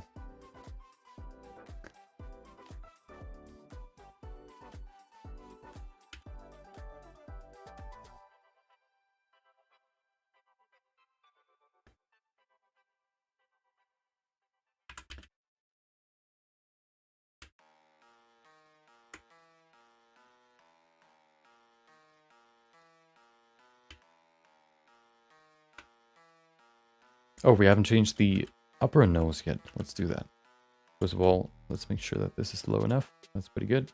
And then the upper lip has quite a big M shape, so let's respect that.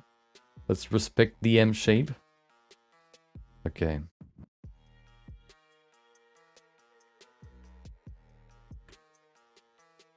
That's pretty good.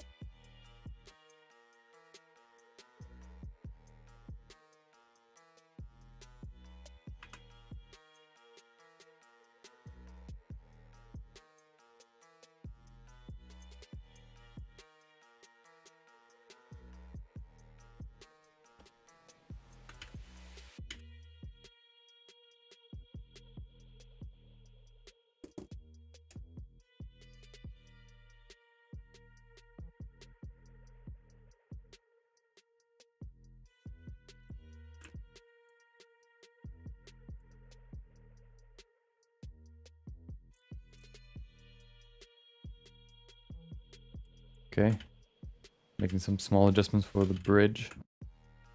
There's always like of course, if you want to recreate something more realistically, you have to kind of strike a balance between capturing the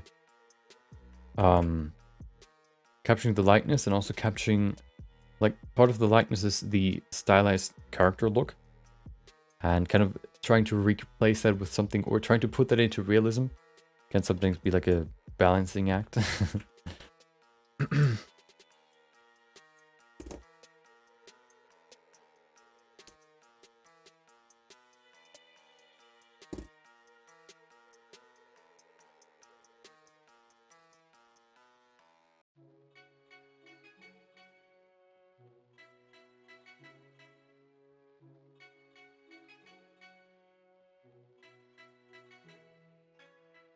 Okay.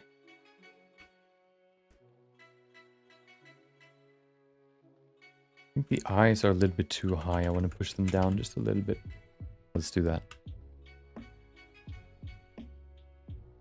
We're getting to the point close. We're close to the point where we can go to the next resolution level, which means more detail. Good thing is we don't need to spend, as I said before, spend too much time on the body, which means we can spend more time on the face. And also, well, yeah, basically nothing also.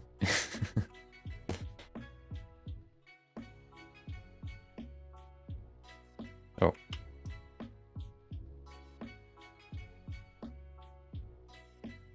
Subtle changes, not too much.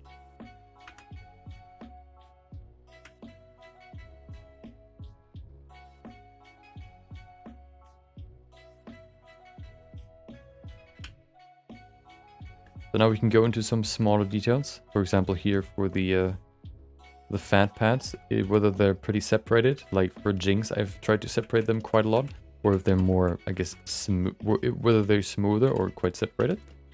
I want to make these less separated than, for example, for Jinx, but still sort of visible.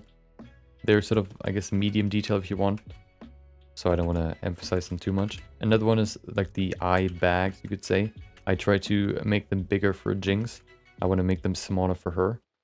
Another big, I guess, characteristic of somebody. Also, the sort of the fat underneath the eye that can like droop down. Another big characteristic of somebody's face. Whether they have like more or less, or maybe it's pretty, I guess, stiff, you could say. Also another feature of somebody's face.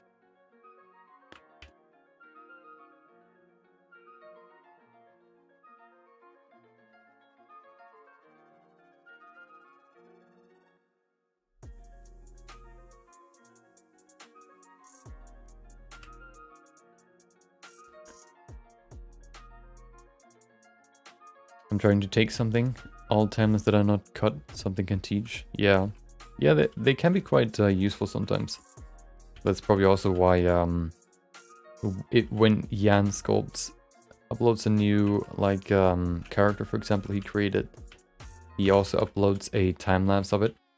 He creates like a 5-minute series or a 5-minute video about it, explaining everything, and then he also has the long form video showing the entire workflow. I think that's also pretty helpful, especially if you want to, like, the good part about that is that you can see a very specific part of the model or a very specific part of the workflow. So if you want to know how he, for example, models the eyes, you can see that and repeatedly just, I guess, study how he does it if you want to do that. If it's like cut, for example, or just like a small 5-minute video, you can't really see that. You just have to hope that he includes the scene that you need or that you want. And, you know, you can also just get unlucky and just, he doesn't include it. Which is, you know, too bad.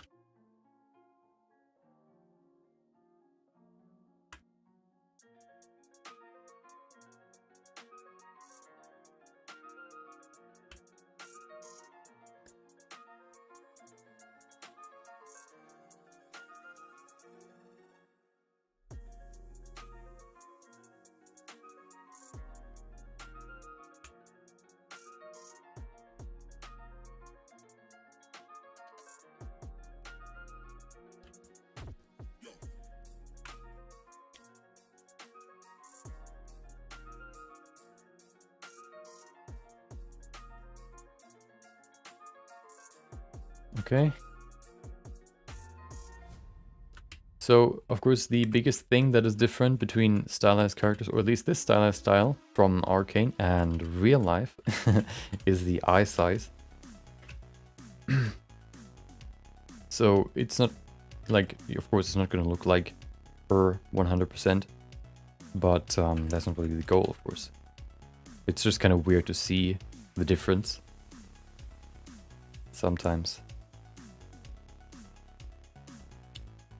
Okay. Yeah, he also has a course. Yeah.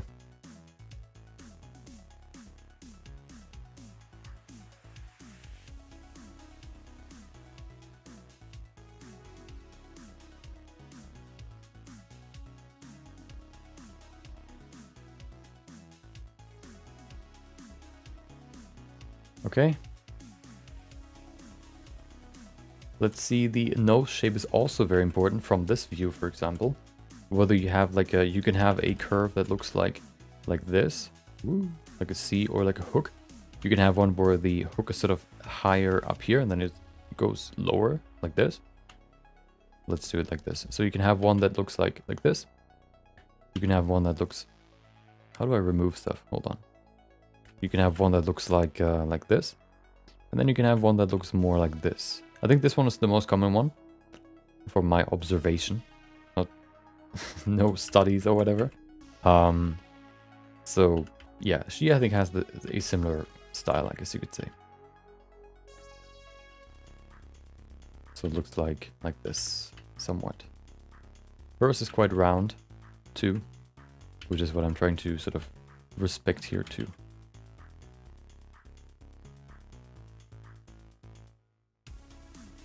There you go.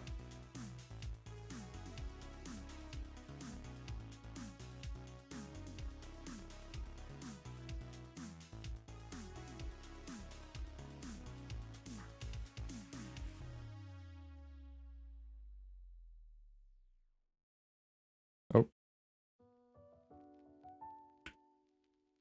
Let me see the bottom of the nose, because I'm not quite sure if that's right. I think the distance is quite good there. Okay, perfect. Oh,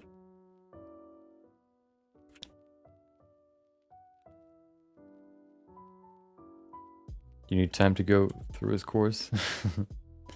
I mean, is it actually free? I don't remember. Or is it a paid course? Because if it's free, you know, you can always do it. I mean, you can also just buy it and always do it, I guess. There's no, it all depends on you.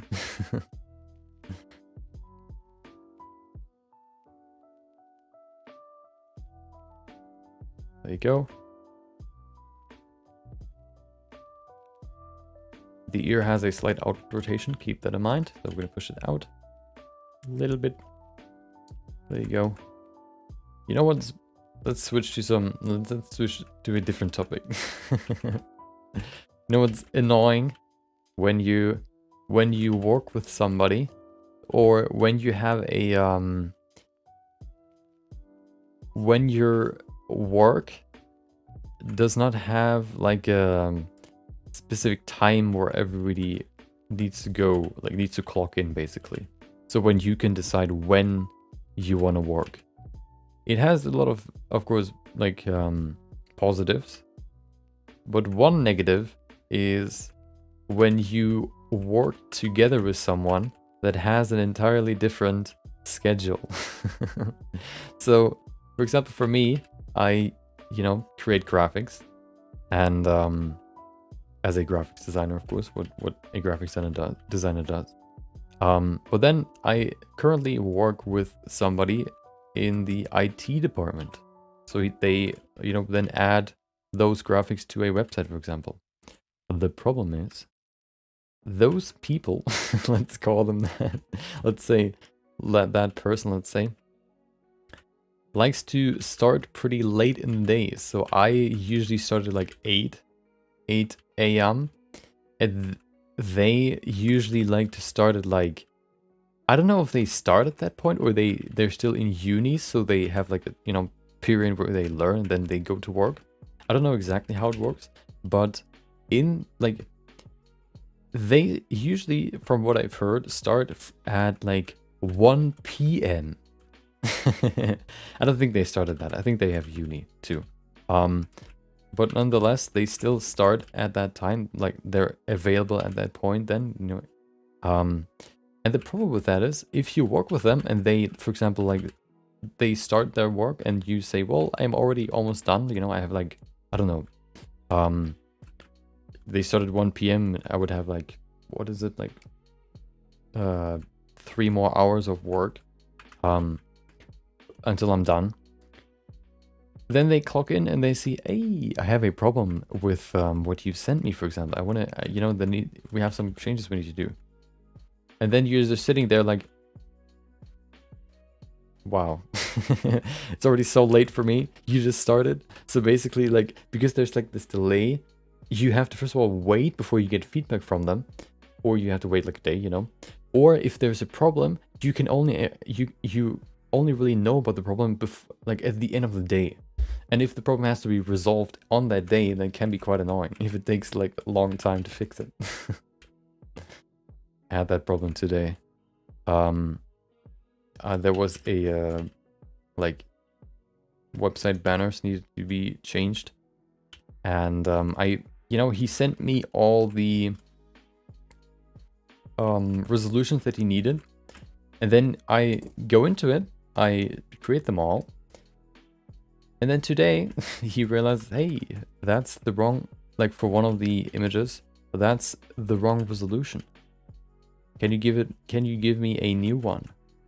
And then, you know, I have to create like five new resolutions. Doesn't take that long, but it's still annoying. And so you're sitting there like, why? Of course I could, you know, I guess it's also my fault because I started so early, but you know, I can't really start at like 1 or, you know, 10 even. That would be so late. I would be done so late that I don't want to do that. Just like a, you know, just like a difficulty.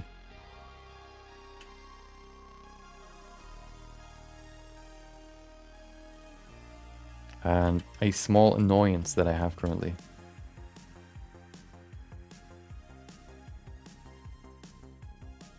Okay.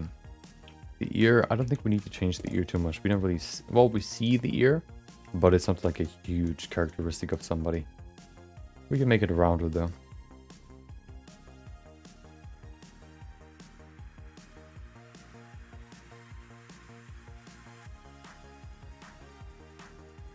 There you go. Not too much, just like that maybe. Okay. Perfect.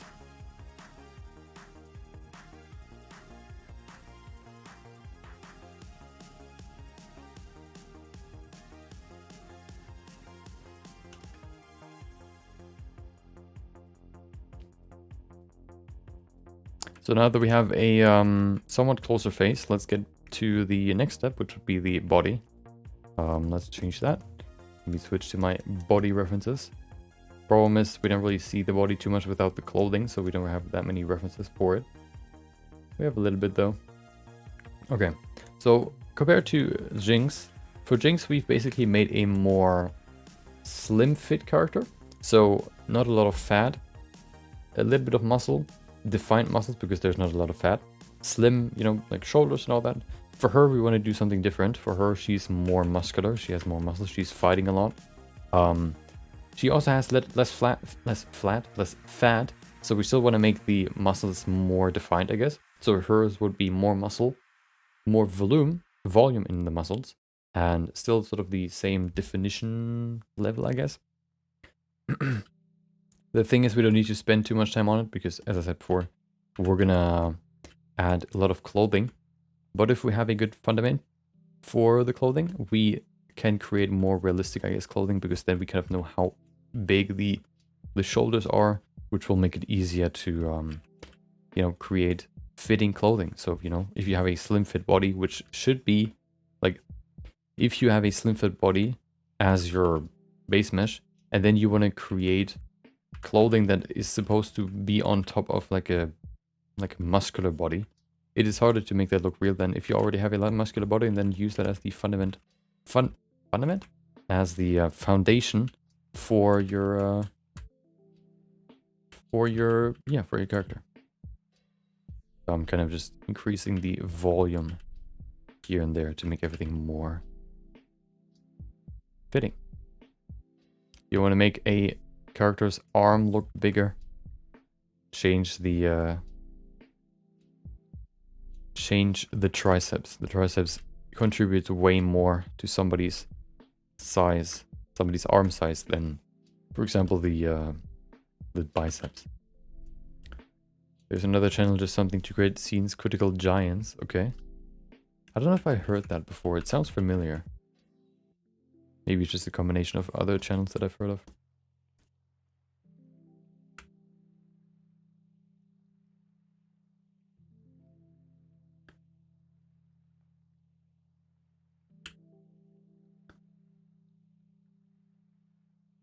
But as I said before, we can spend some more time on the hands, because the hands are actually visible.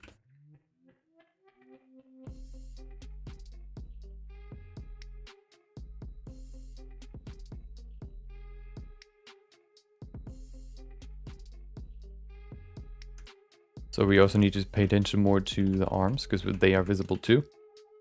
She has like a tank top, not a tank top, like a jacket on, like a bomber jacket that ends at the elbow.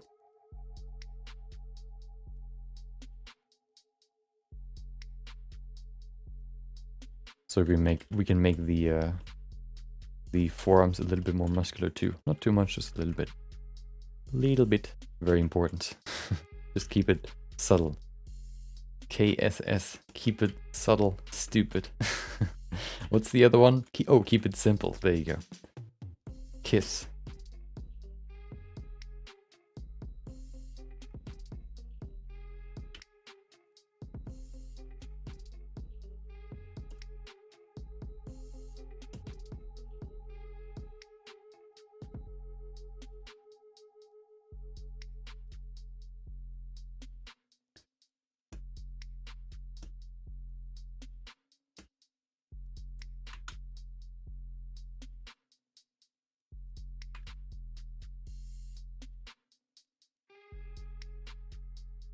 There you go.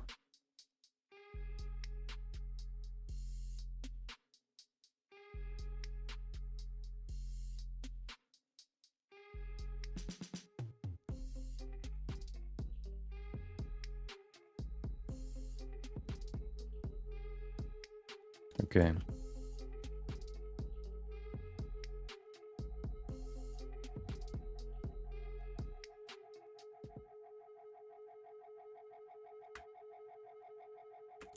I don't want to make it too ripped, so I'll keep it. I'll leave it there.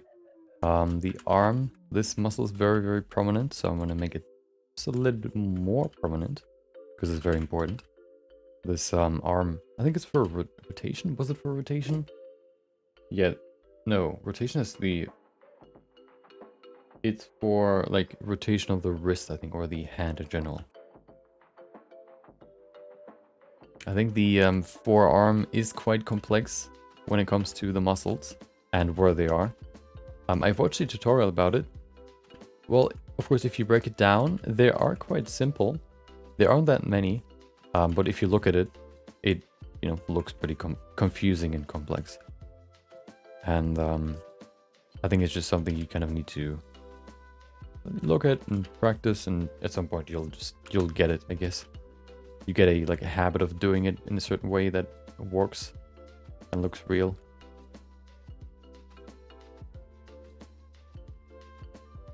Okay, we have bigger arms now. Let's change the upper body. If you want to make something look more a person look more muscular, what you would do is you would make the shoulders wider than the hips. If you want to make look or manly, I guess you could say too, or not feminine, but the other one, masculine. If you want to make something more masculine, you would increase the shoulder width compared to the hip width. If you want to make something more feminine, you would make the hips as wide or even wider than the shoulders. We want to make this more of a fighter character, which has a lot of, muscles, or like trained muscles. Which means the shoulders will be wider just because of the shoulder volume, which also means that the shoulders are wider than the hips. If you want to make the character look a little bit more feminine though, we can probably bring the shoulders a little bit closer into the middle. What we can also do is we can bring the hips, we can make the hips a little bit thinner, which will help with the V shape that every bodybuilder is trying to build. The V shape, basically making the back muscles very big leads to a thin silhouette, or like a thin waist and a wide shoulders, which means if you look at, for example, this crochet here, you could see it in him. You can see the waist is quite thin compared to the shoulders, which then widens. Ooh. Widens like this triangle basically. For female characters, it would look more, thinner here and then wider at the bottom. You can also maybe, not only make the hips wider, but also the waist a little bit thinner to increase the sort of contrast between the two, between the shoulders and the hips. But for this one, we want to make the hips a little bit thinner, just a little bit, and then also not the hips, the waist. And then the shoulders, I mean the back a little bit wider. There you go.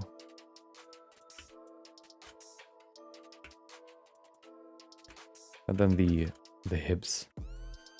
I think they are pretty good. We don't need to change too much there. We're probably not going to see the hips anyway, so we don't need to look into them too much. But of course, maybe you will see them, so at least we can give them some love. Usually also females have more fat on their bodies, so they would have less, like they have smoother bodies, which mean the muscles are less defined. Not only smaller, but also defined. So everything looks smoother. You have a more, I guess, muscular, for example, female, you would have bigger thighs, bigger calves, bigger, I guess, abs too. Shoulders, of course, arms.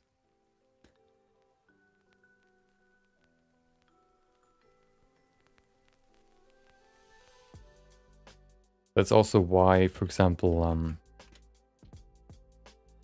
you know, it's let's say harder to distinguish a female bodybuilder from a male bodybuilder than it is a normal, I guess, let's say regular female to a regular male. You know, the differences are not as big in bodybuilders than it is in, I guess, regular humans.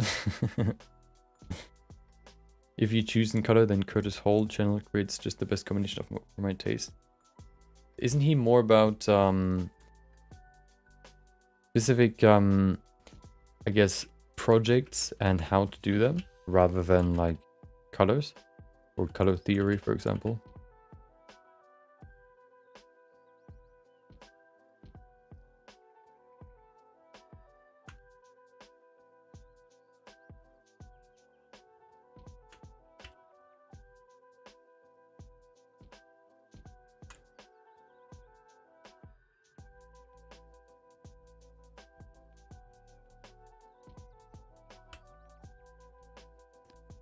There you go.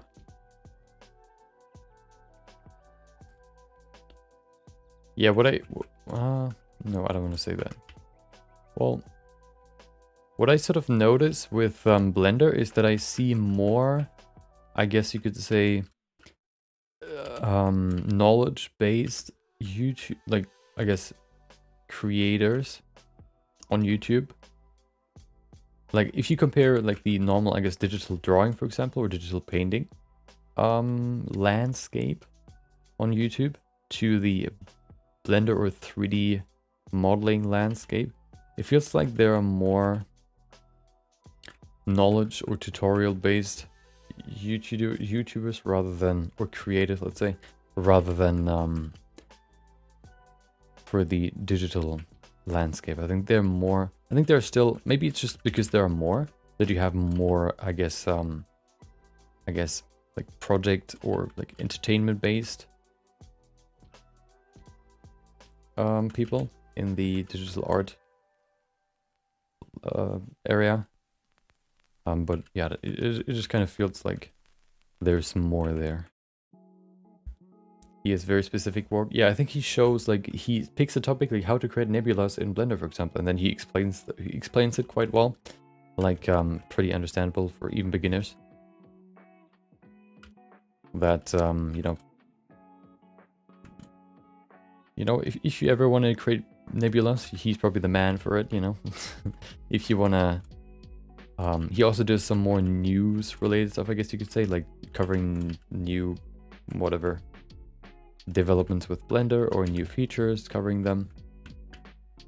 I think one person I think that sort of does a mix between the two, between creating tutorials and also project, is sort of Blender, no, Default Cube. He sort of blends both in together. He kind of shows you like a new project he does, or he shows you a technique by doing a project. Basically, he doesn't only show you how to do it, he also shows you like a creative way to use it, which I think is pretty cool. Like, he had like a critter or like insect add-on where you could add like insects moving around on the floor, for example.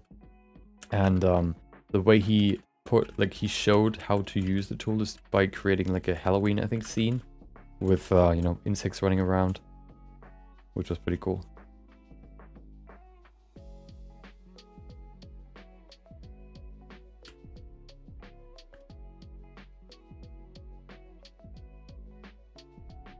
I think that does not only show you like how you can use it, but you know, it also shows you actually how you use it. Not only, you know, I think it's always better to show what you can do with it first before you show how to do it, because, you know, sometimes you look at add-ons, for example, and you kind of think about like, why would I ever use that? So it's always good to see like an actual use case for it. And that might actually be the thing that interests you for it, rather than just the, I guess, the raw, the raw knowledge, how to use it.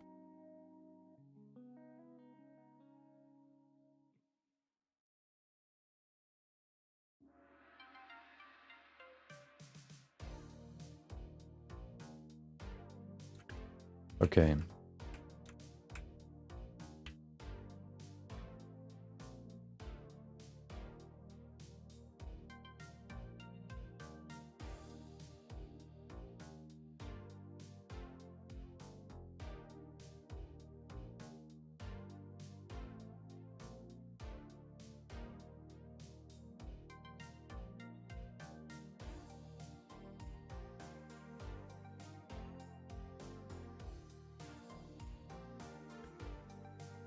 Okay, I think the body is good enough. We can switch back to the face. And let's add another level of detail now. We have everything sort of pretty well set up. Now it's time to add some more detail to the face, as well as the body doesn't really need too much. Maybe here in the neck area. So what we're gonna do is we're gonna go to the modifiers, and we're gonna add a new one, which will be called, you guessed it, multi-resolution. There it is. And then we can add another level of resolution. So you can see here, that's what the face looks like. And now if we press subdivide, we can go to the next stage. Now everything is smooth again. We can still keep some of the details, but of course we need to enhance them again. But we can also go deeper into the details. And if you want to go back to the previous level, we can just go back. Which is pretty awesome. Okay. Let's go back into it. I think I want to sit back down, so give me a sec. My back's hurting. No, it's not, but let me sit down real quick. For some reason, like, my neck feels stiff after standing for too long. Maybe the screen's too low. Maybe that could be it.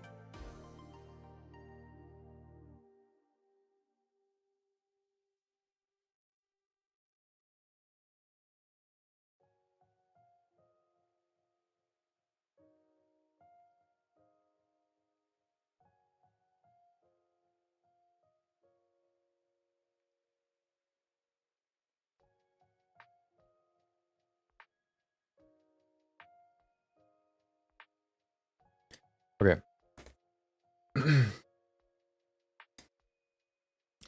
So now it is time to add the definition. Let's get back to blending. Oh, we're already in sculpting. Okay. So for example, for the lips, you can see it's very, very smooth. There's no like.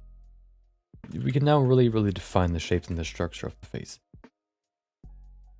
So what I kind of want to do with her is I want to kind of strike a balance between definition, a defined muscular face, and also a sort of smooth, slightly smooth face, because that sort of displays like a certain femininity, I guess. So I kind of want to find a balance between the two for her. I think that sort of portrays her quite well. I think that's what they wanted to do too. So let's see how we can get there.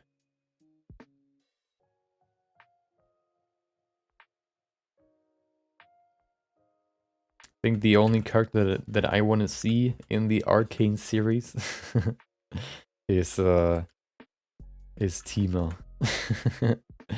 Just because I mained Timo when I played League of Legends, and well, that's sort of my favorite character. And I'm actually interested how they would portray him. If they would kind of play into the meme of that he sort of is, you know, everybody hates him, and even though he's like the sort of dutiful sort of ranger that tries to protect what is it, the Yordle city or whatever, or if they portray him more as like the devil that you know, creeps up on everybody and tries to kill them very, very stealthily.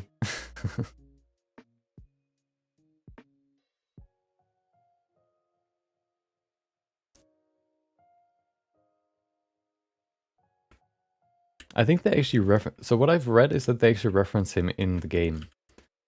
I don't in the series. He also teaches the creation of geometry nodes. Yeah, I think he covers geometry nodes a little bit too. The last video I think he published. Oh no, that was decoded. I don't know what he did last time. I think he also did more of like a news coverage, you could say. Information based rather than tutorial. Like a tutorial for his last video.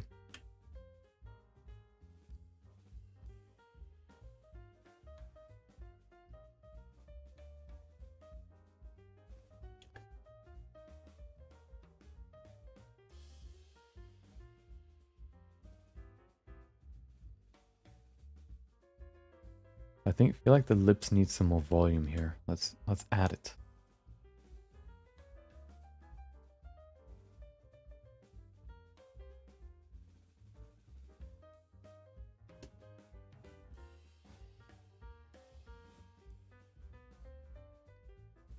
Oh, I actually made a mistake here. I forgot to add, enable front faces only. I actually pulled the faces forward, which can lead to some problems.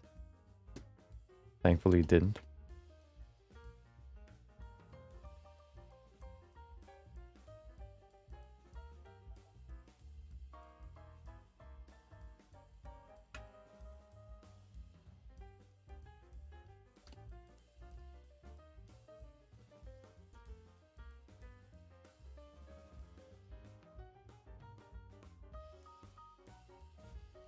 Okay.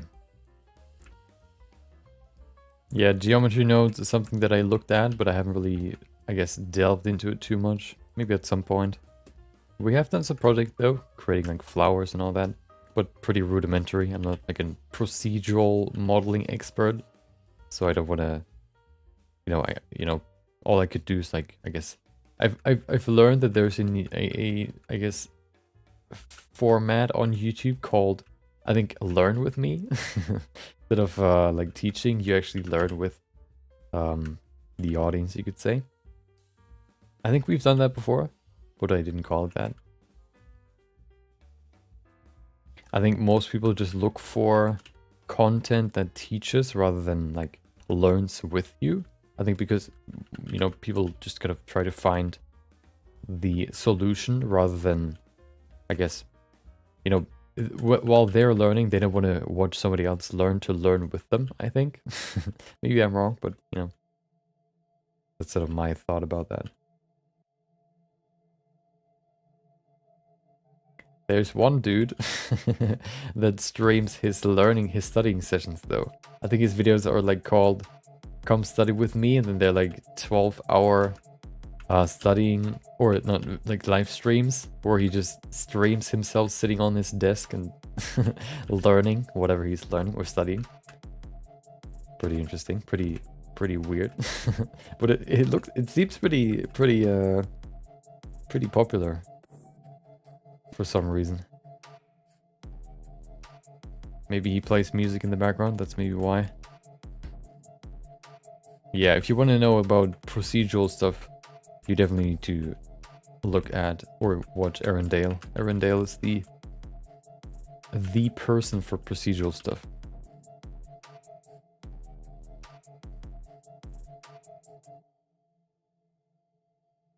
And then also the course on, what is it, CG? No, what is it called? Creative Shrimp for procedural texturing.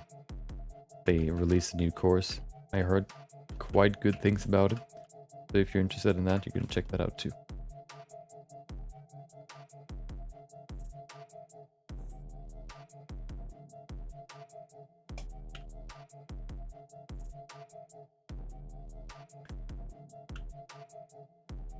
Okay, let's refine the nose a little bit.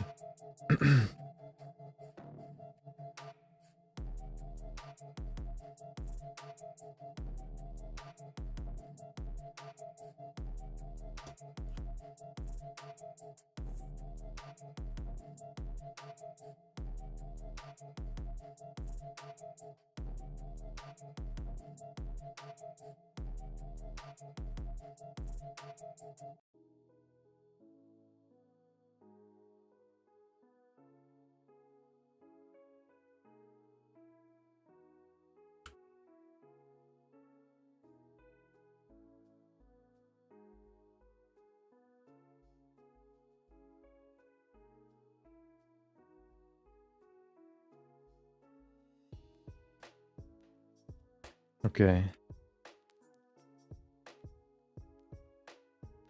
Ducky 3D.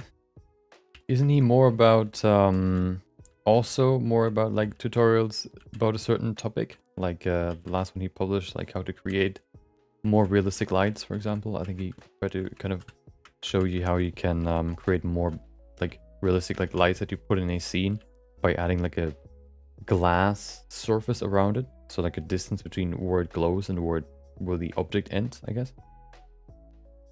To make it look like, you know, like a normal glass. What are they called? Like these glass sticks, no, glowing sticks, basically.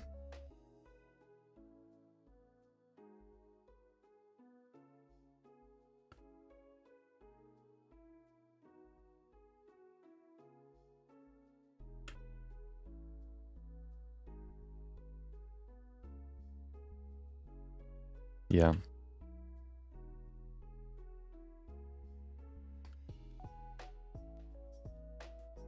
The ones that I know from him are the how to create a, what is it called? Like an abstract whatever, like an abstract 3D model or render in Blender. That's what I know of him.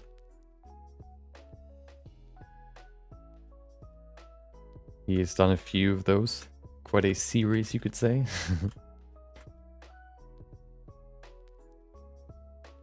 Another one would actually, yeah, then some like animations too, like a small loop, I think, in the same vein. I think also abstract. So I think he's also another one that creates a lot of tutorials for beginners. Covering the basics of like texturing and rendering and all that.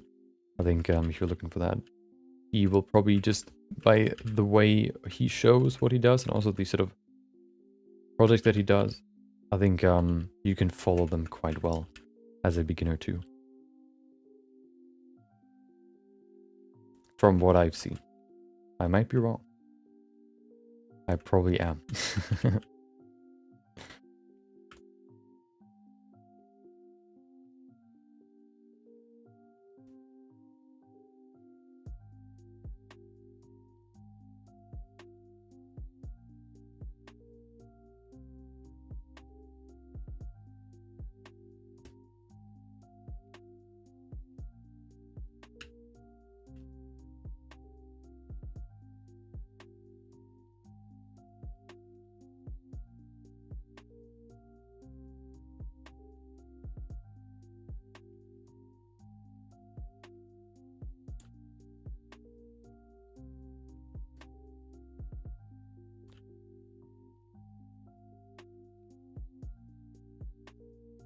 Go.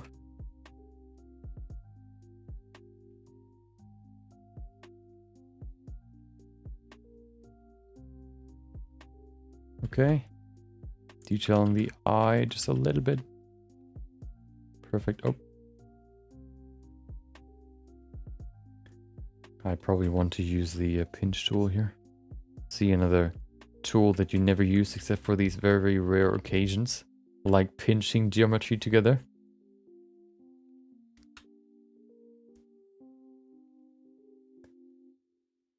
When do you actually do that? Usually I just use the crease brush to do that. Combination of both, the crease brush and the draw sharp brush. Okay.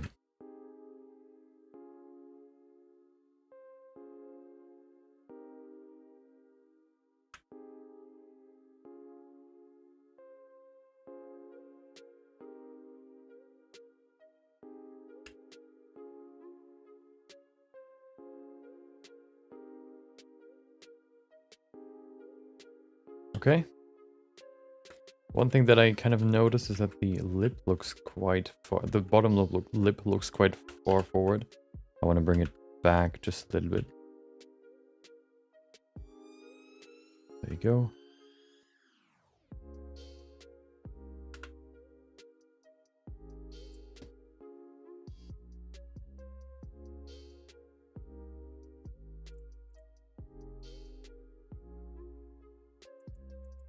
You know what? I'm gonna mask it differently. That's annoying.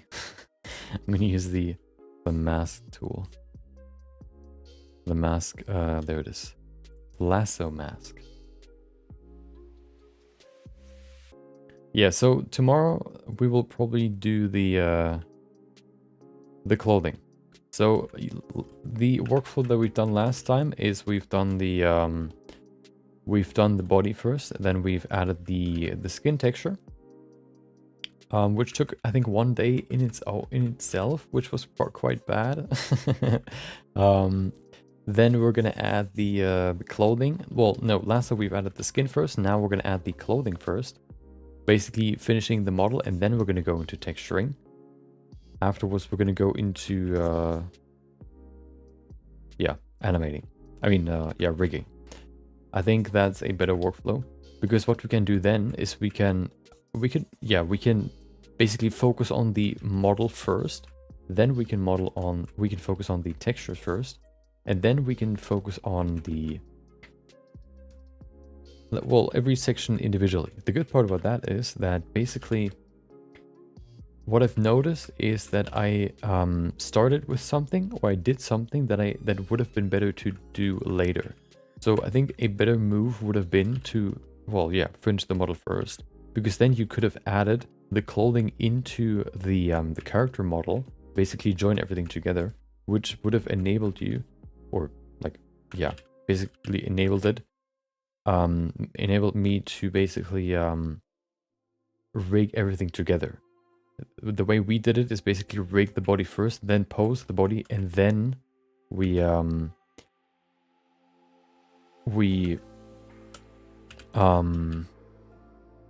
added the clothing. I think it's easier to do to add the clothing first before rigging, because then you can save the whole transfer weights step of the animation process. Yeah, so we're going to work on the clothing tomorrow.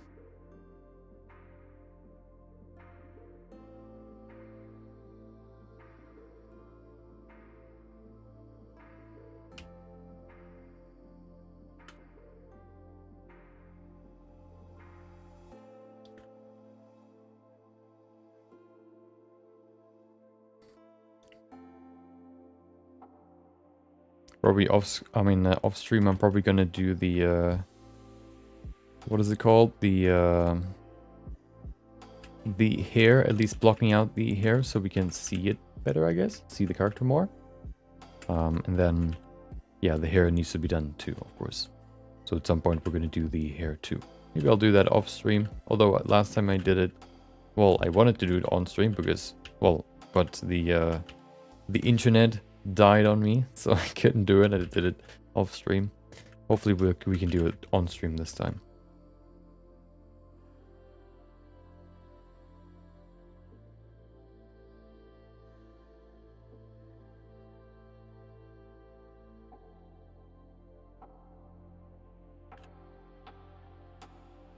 Because it's quite a fun process, it's similar to sculpting actually, at least in I guess my enjoyment.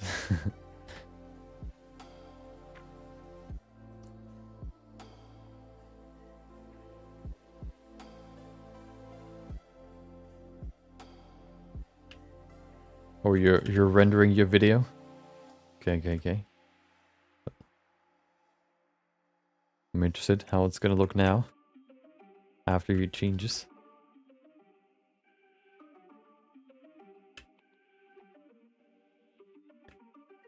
What you've improved. Okay.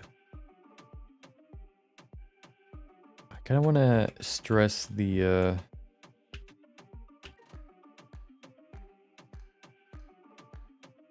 cheekbone just a little bit. Not too much.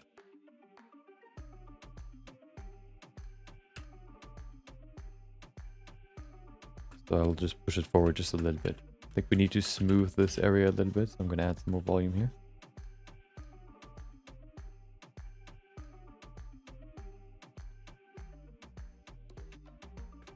Okay.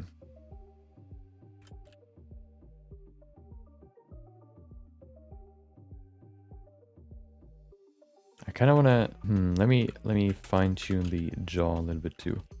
I think it's it can have a little bit more definition, just a little bit like this.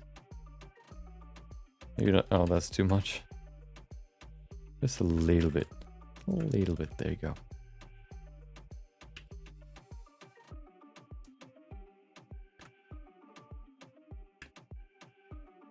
Okay.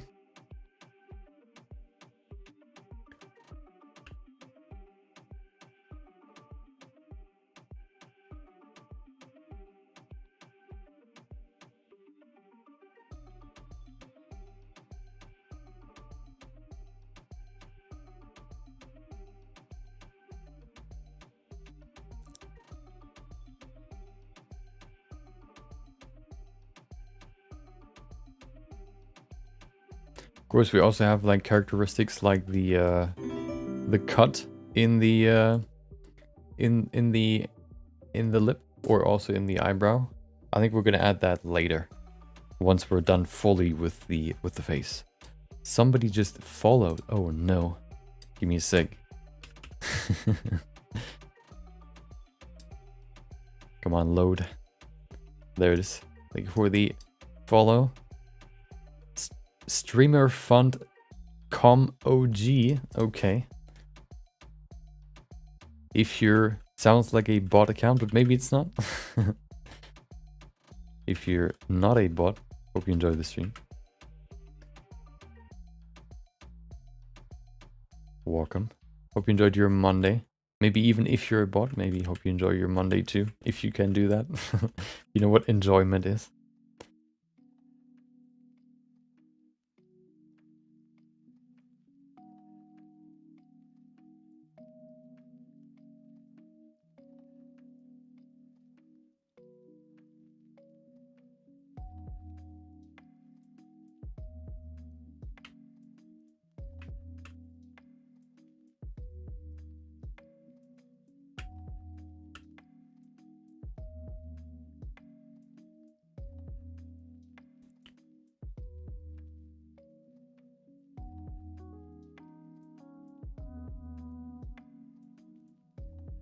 Okay. Now we're getting into the finer details, like the small muscle here, for example. I kind of want to see if that works. So I'm just going to add it and see. It might be too much definition.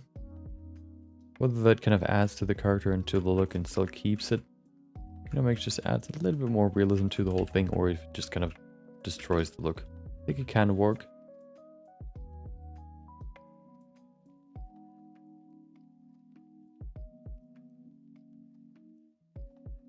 There you go.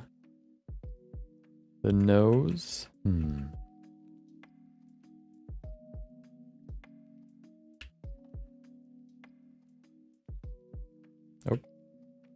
Kind of want to pull this up just a little bit.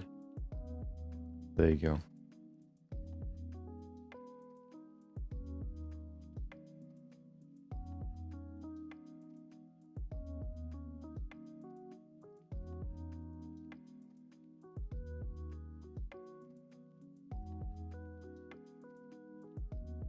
Many details are gone at the low resolution.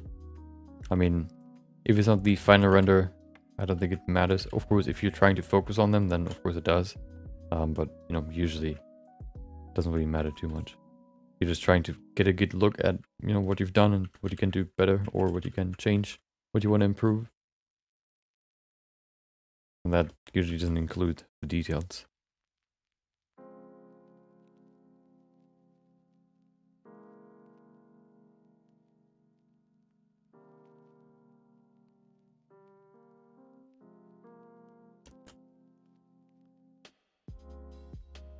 You need lessons VFX, the channel Peter France helps.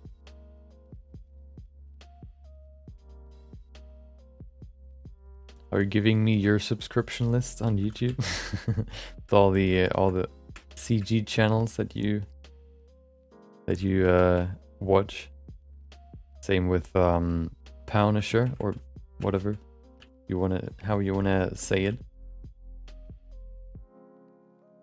Punisher. Yeah, if it's just a test render, it doesn't really matter too much.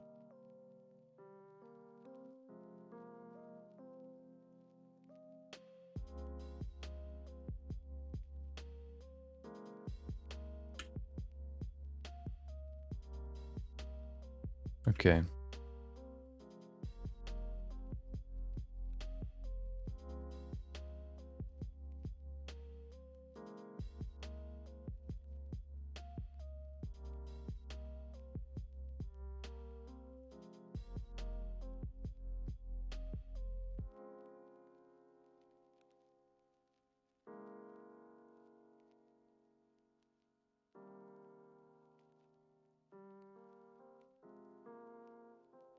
I think we need some eyes now, just to kind of see what that looks like.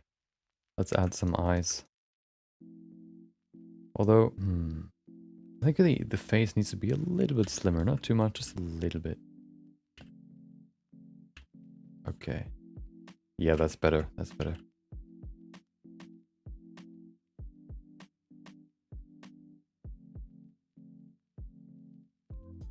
Didn't change much, just a little bit.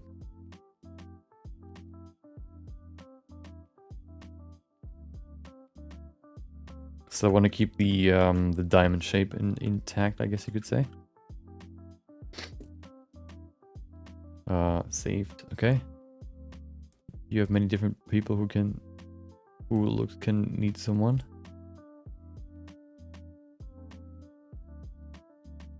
What do you mean? Can you elaborate? Okay, hold on. Let me see the jawline. Some people have more like it. Oh, she actually does. Her jaw is more... What did I do? Oh. It's more square, so I'm going to pull it down a little bit. It's more defined too. There you go. More like that. Perfect. That might be too low though. I'm going to push it up again. I don't want to have it too low. Okay, that's better.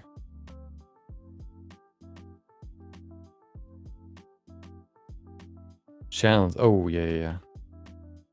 I mean, there's so many channels on YouTube. You can only watch so many.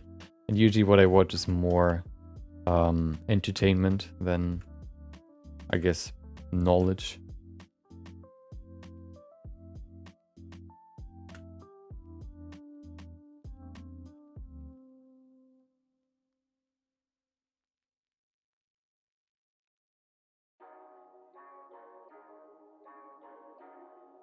Okay. Let me look at a few more shots and see if I've missed something significant.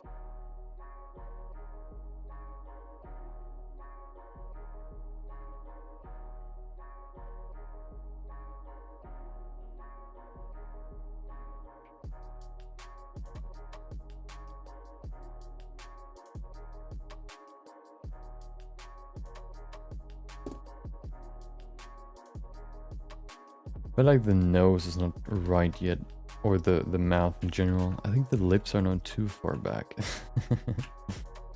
Let's see. What if we pull this forward? That might help. Maybe a little bit, yeah.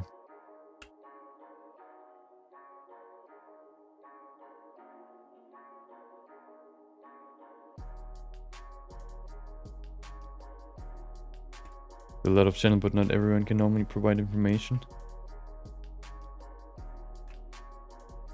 Yeah, but I think if you're looking for specific information, you'll always find the right, I guess, person for it.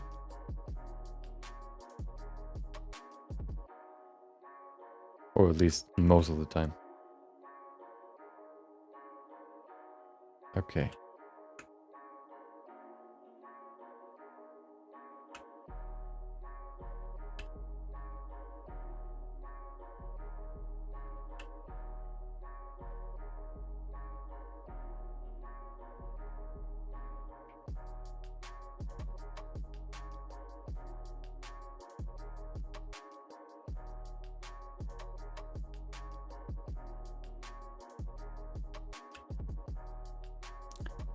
Okay, there you go. Just add a little bit more here.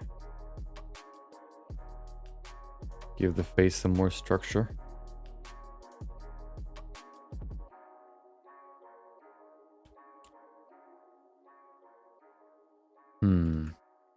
It looks too slim now. For some reason. Let's see if we can change that. Maybe we need to push. Oh, that helped. Just a little bit. Yeah, that helped a lot. Oh my. That was good.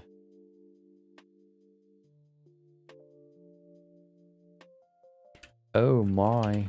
That helped a lot. Perfect. Okay.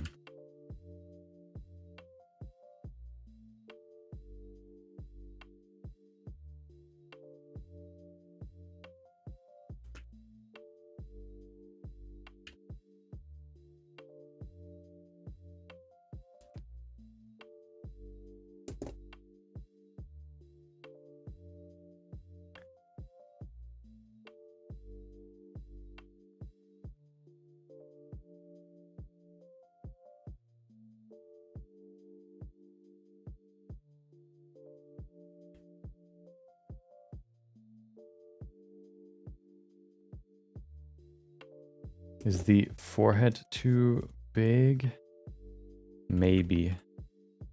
Probably. Let's bring it down a little bit. Bring it down. The forehead is too big. The 5 head.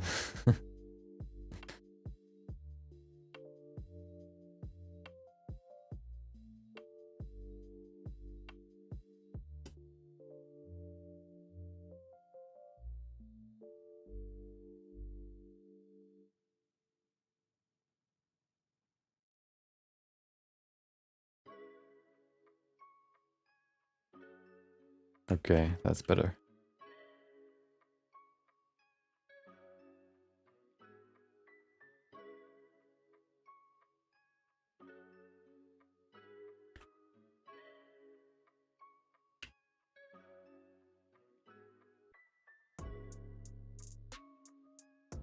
Okay. We can maybe go into the neck just a little bit more. I think that can help.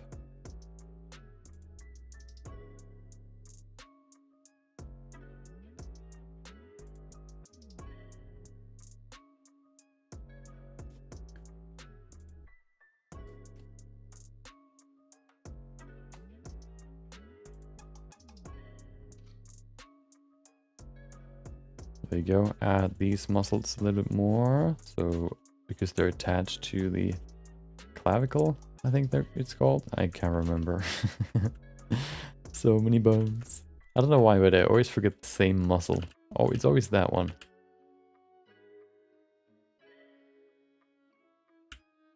And I can't tell you why.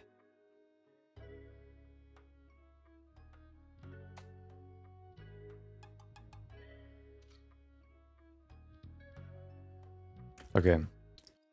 The neck itself, maybe a little bit slimmer. There you go. Okay.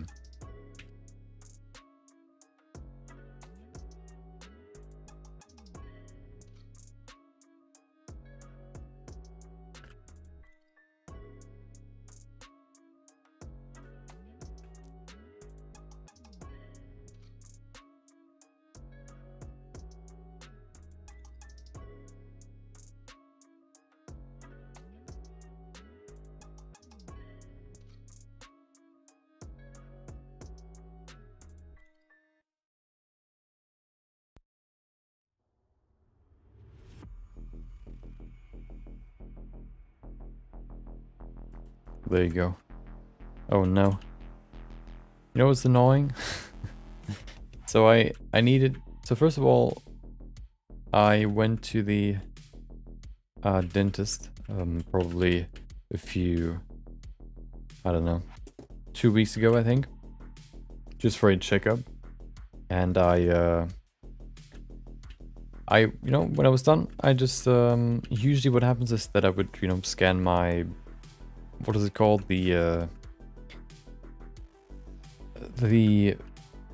insurance card or whatever. I would let it scan so that you get money or whatever from them. I don't know why, but you know, you always do it when you go to the dentist or anything basically. that requires like health, or that's about health. And then last time I was like, wait, they didn't scan my card yet. And I just thought like, well, maybe something changed about the process, and I didn't really bother, asking. And then that was a big mistake, I realized. Because a week later, they called me and said, hey, you know what? We didn't scan your card last time. So you need to come back and we need to do it again. Or we need to do it, It's not too bad because I live like 20 to 30 minutes away from, more 20 minutes away from the dental office with, with a bike, which, is quite, doesn't take long. It's still annoying though. More annoying is that I didn't, I didn't want to go with, like, I didn't want to use my bike to get there. So I wanted to get there using a, a car. The problem is there are a lot of, what is it called again? Hold on. I'm too dumb right now.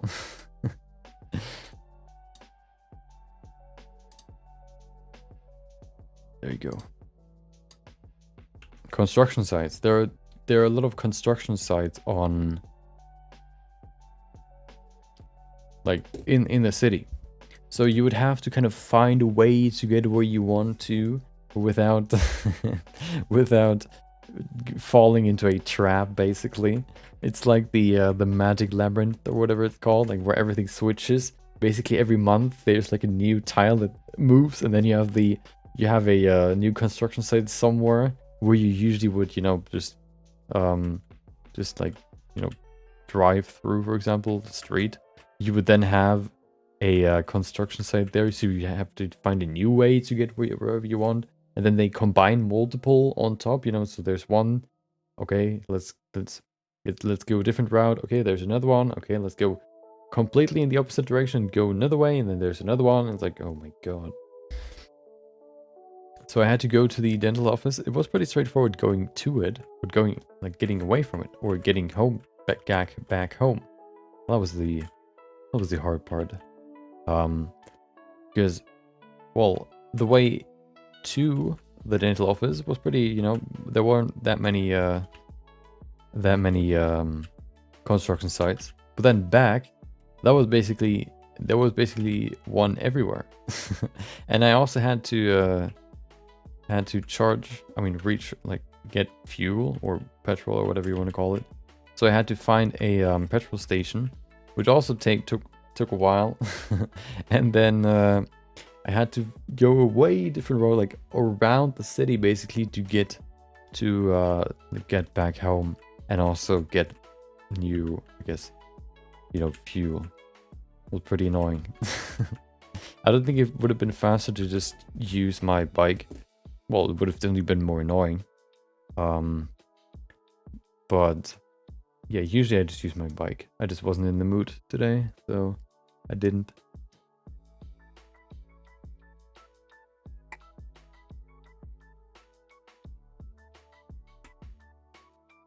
Construction sites are very annoying because they take so long. Why does it take so long to, like, of course it's always good to renew your city's infrastructure, but why do you have to do that, like, all at the same time? Is it like, do you have to utilize the summertime to do it because otherwise it doesn't work? I don't know. It's so annoying.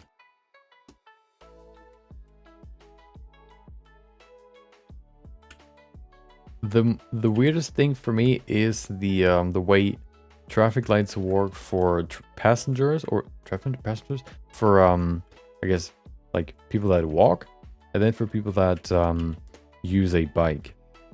For people that use a bike, there's oftentimes a specific traffic light for those people, which would be I don't know, it feels like it's just random, like which one turns red first. Usually I think it's the which is of course sort of, I guess right, that the traffic light for the people that walk turns red earlier because they take longer to cross the street. But sometimes the other one for the bikers turns red first, and I'm like, why? And then it's also like, it feels weird to still like go over a red light because you still have like green light. You have like the small green light on the side, and then there's like this big light on the main pole, like full on red, and you don't know whether or not like cars actually saw saw that you still have green or whatever. It's always kind of stressful, stress inducing. Welcome back, Johnny. Hope you enjoyed your Monday. How's my day? My day has been pretty good. We can start this new project. As you can see, we did Jinx last week, creating a more realistic version of Jinx from Arcane. So today or this week we're gonna do Vi. I'm excited to I guess fine tune and I guess improve my sculpting and I guess modeling workflow for that.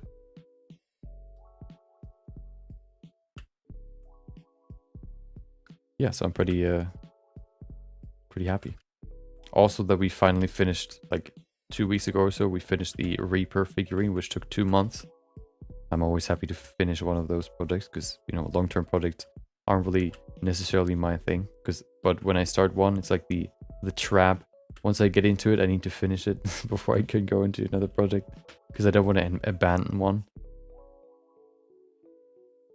Okay, I think I don't know if I want to do more for the face. I think the face, I want to look into the chin a little bit more. Maybe we can bring it closer, like this. Make it narrower, just a little bit. I think that can help. How was your weekend? Maybe even last few days.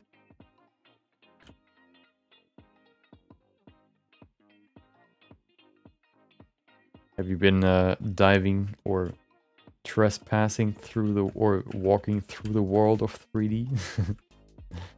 Have you entered the world of 3D?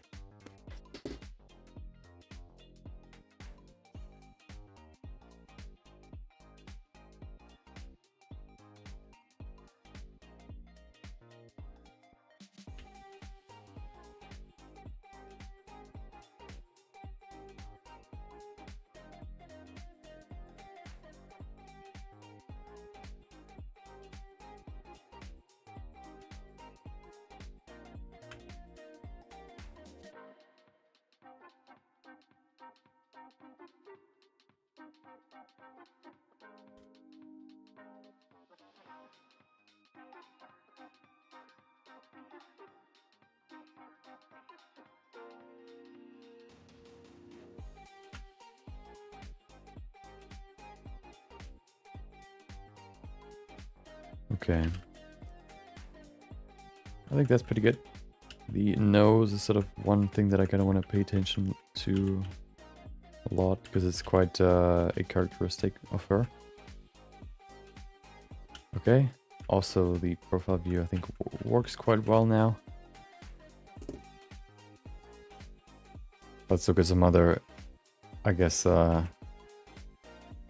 rotations.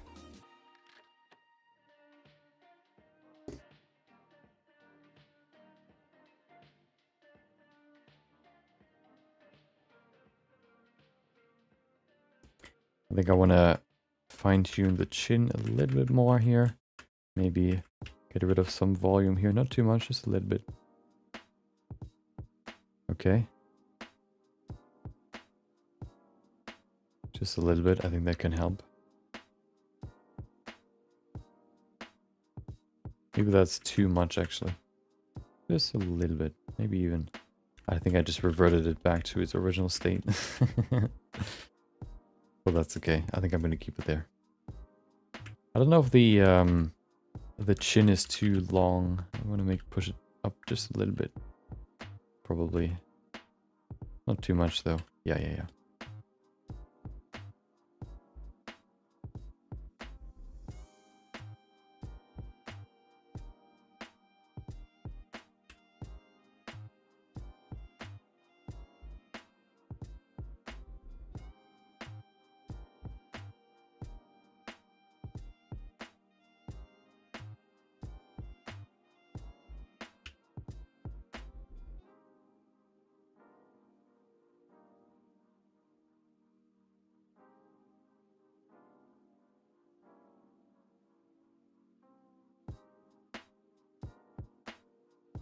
Okay.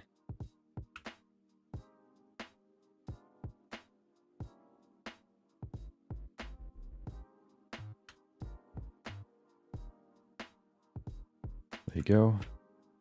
Fine tuning is a little bit more, I guess, requires more attention, so I'm a little bit quieter. Let's see.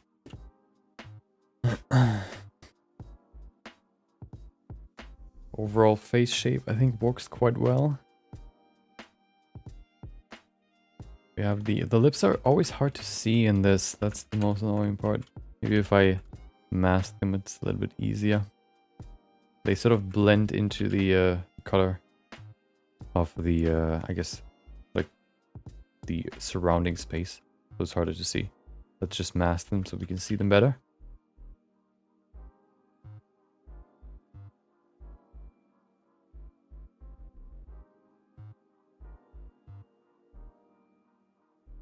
Okay. Yeah, there's one thing that I want to adjust differently. I want to bring this just in a little bit more. Not too much, just a little bit. Okay, that's better.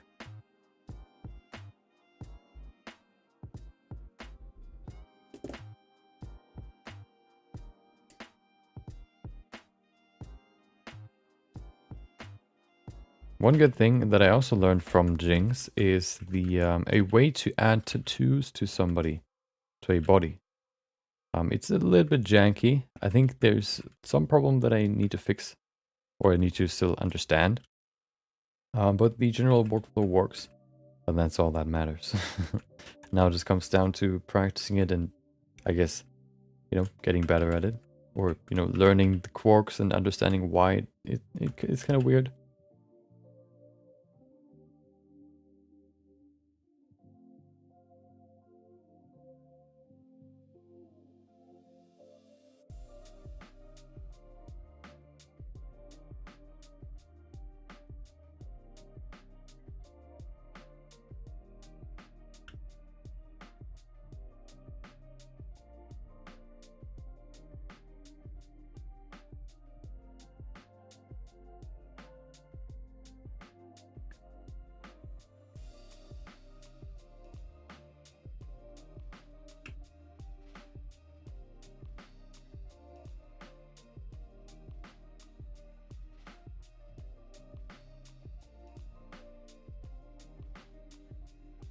Okay. There you go. Add a little bit more character to the face by increasing the sort of mouth corner fat pad. I don't know what that's like, what the medical term is.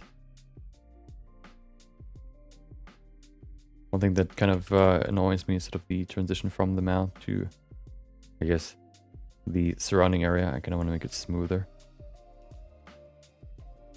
That's better. Yeah.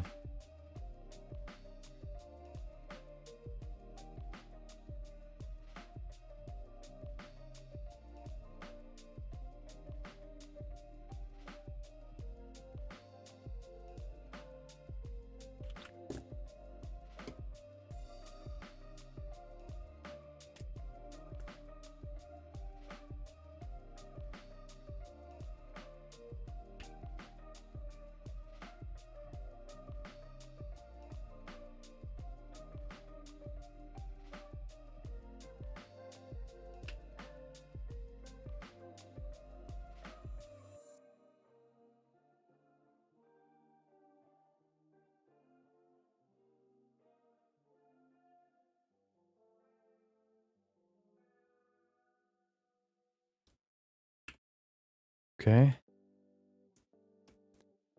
That looks pretty good. So we have the, let's see, so we could maybe add a little bit more here.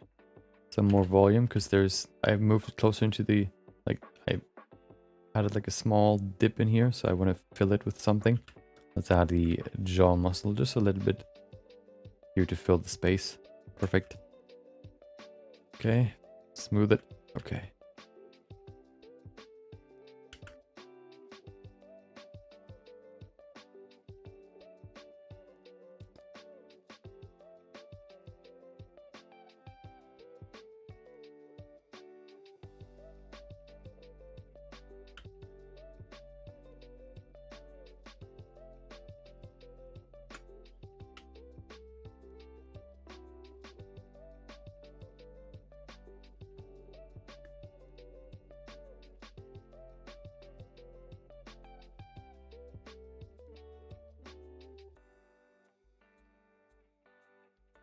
see, we can give the eye shape a little bit more character.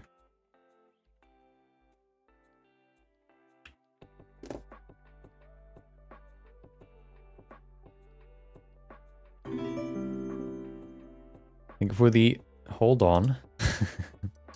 Oh no, I closed it again. Why?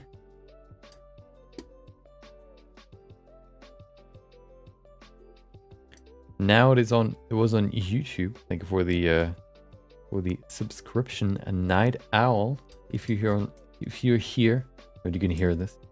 Hope you welcome first of all. Hope you had a great Monday, maybe even a great weekend. Hope you enjoyed your weekend, and hope you enjoy the stream. The stream.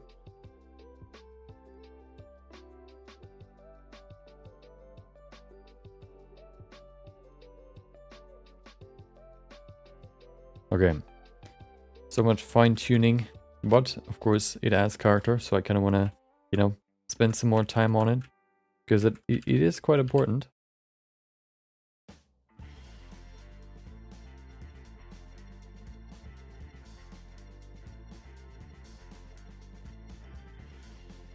I think it's time for the it is time for the eyeballs. There you go. Let's add eyeballs. Append. Wait, where's my append? There it is. Wrong, of course. Wrong folder.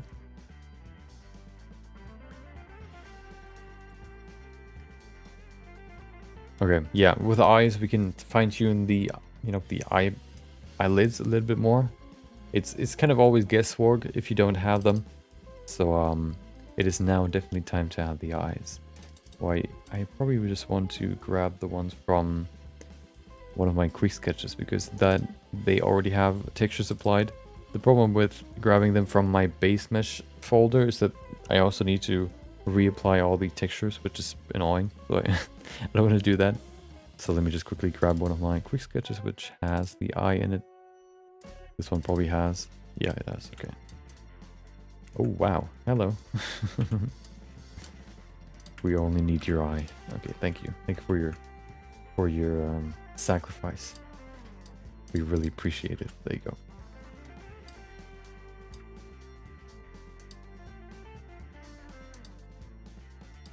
Okay. I think we're gonna go one level deeper, just to really, you know, add some more detail to the eyes. Of course, we can still always do that later if we want to, but you know, we still have some time to work on this, so why not spend it on, you know, on the face? Why not use that time? That's what I wanted to say. Okay, so one thing you can see is that the eye is a little bit too high. So we're going to move it down. Oh, that rhymed. Oh, my headset is empty. Hold on. Time to switch the battery.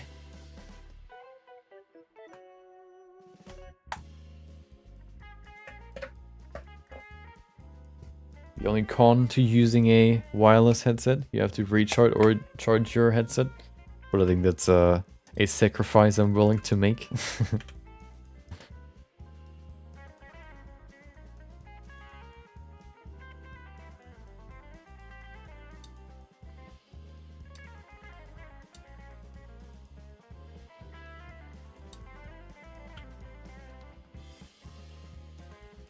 feel like the eyes are a little bit too far apart, actually. Are they? Hold on, let me, no, they're not. They just need to be bigger. Maybe like that. Yeah.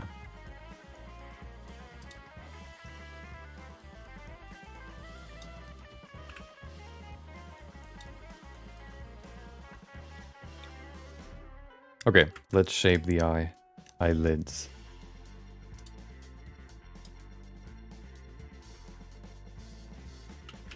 There you go. Move it down. Perfect.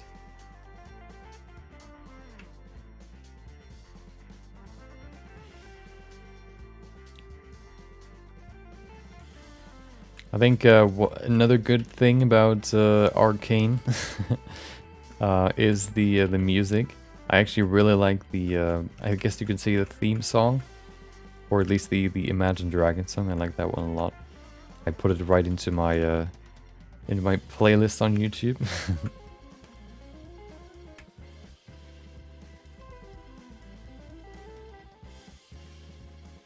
It's a banger, one might say. They actually, I think they have quite, I guess, a unique style to their music, which I like.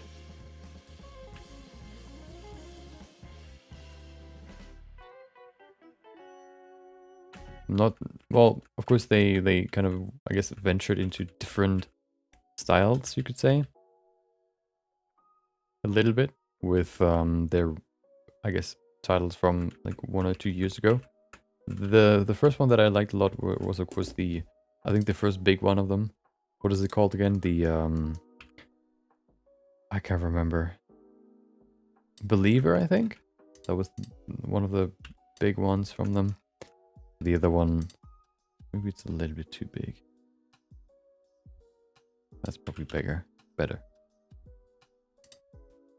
There you go.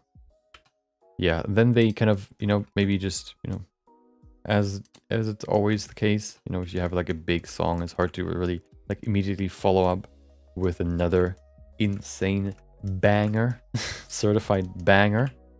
So they, they did something more. Well, they still kept their style, but it didn't really grip me too much. And then they, they gripped me again with this one. This one was like another awesome song that I usually, if I listen to a song, there's like one spot where it like hits me, or where I kind of decide whether I like the song or not. And yeah, this one really, I think when like the drop comes, that's like, I don't know, I just feel it sounds really cool. I don't really know about the other ones, but that one is really cool. The other Arcane songs.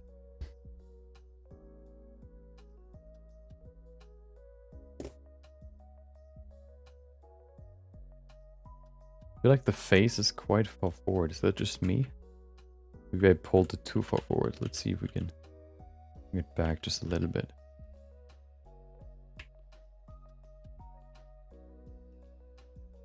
Okay. We need to bring back the eyes, of course, as always. There you go. Yeah. I'm not really, I guess, that picky when it comes to music. But yeah, I have like my genre that I like, and then just kind of depends on the I like to have like I like I guess smooth and usually chill songs, or songs with like a unique, I guess, flavor to them. I don't really usually like, what is it, like mainstream music. It's too safe or too boring for me. Of course, it's mainstream music, so it always, it works. It's not like I don't necessarily enjoy it and I say like, oh, I can't listen to this, but it's more the replay value isn't really there for me with with the songs that I listen to more. Okay, let me bring back the mask so I can look at the lips a little bit more again. See if we need to change those. I think we're pretty good on that yet. We'll see.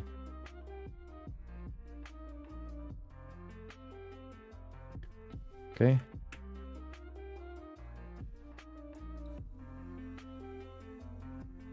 Oh wow, what is that?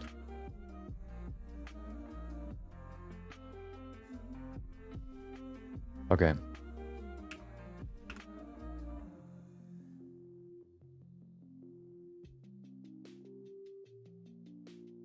I think that works quite well. You can see it's quite similar to the original.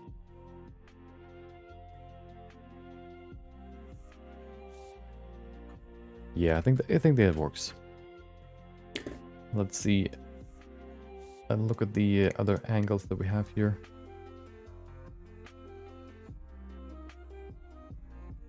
Another big one is the 3/4 angle. So what this profile basically looks like is also very important as to if you can capture somebody's likeness. Also, where the sort of everything is sort of placed in the face is also sort of, that's, this angle dictates that too. For example, the distance from the bridge to the corner of the eye, for example, is very important. Same with the, you know, the silhouette that you can see here, the cheekbone, this sort of area right here too. You can see it very well in this from this angle. Kind of want to bring her. She's always sort of slightly frowning. Is that the word? She always looks kind of angry. Let's keep that here too. Just gonna move her eyebrows down just a little bit. Maybe even she has like a neutral, slightly angry looking face. Like that. Not too much, so we can smooth it a little bit, but maybe like that. Yeah.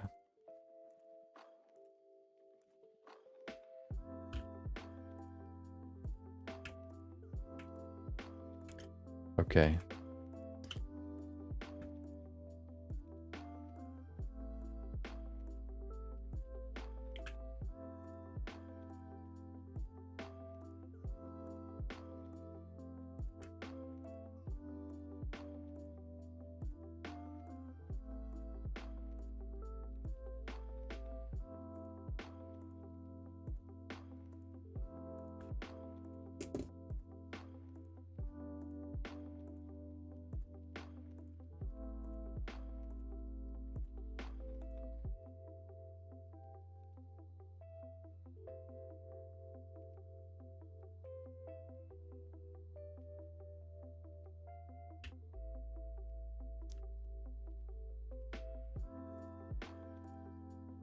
There you go.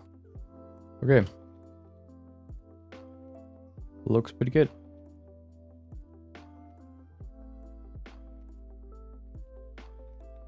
I wanted to add one more resolution level. I think with Jinx we were also at level 2. What I want to do on this one is just kind of, you know, another level of fine tuning, just a little bit, to kind of enhance the features just a little bit. Like here, for example, we can also now add some even smaller wrinkles, for example. We can find this here. We can do some small adjustments here and there. This is really distinguishing this from a more stylized look by adding some more details.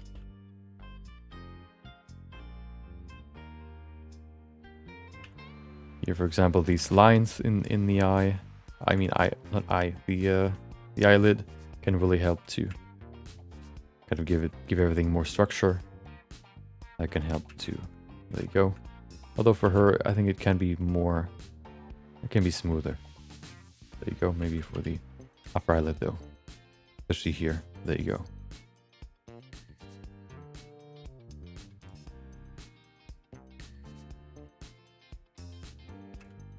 Okay, we have the lip too. The lip has no, I guess, detail yet, so let's add that too.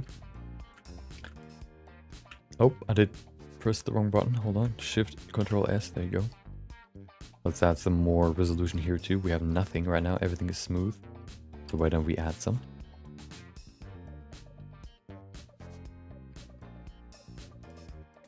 So we're definitely going to use a bump map to add these details, but it always helps to sort of shape the bump map in that way too. So, you know, you can sort of fake the bumpy look of lips using bump maps, but it also helps to just do that with your actual geometry. So if you can afford more geometry, more resolution, then you should definitely do it, because it can enhance the look even more. The problems always kind of arise when you get to the when you look at a model more in detail and you can see how there are bumps that are being like faked, but then if you rotate around the model and you would see sort of the crevice or the crease of the bump, you don't see it, you can kind of know, well, that's fake. And if you actually support that structure with actual geometry that's being displaced, it just kind of helps sell that look. So we can add some more here, not too much. I also add more character by adding some unique, I guess, features, like sort of indent up there. Not too much. Very subtle. Maybe that's too much. I don't... we can maybe even keep it straight. Like that.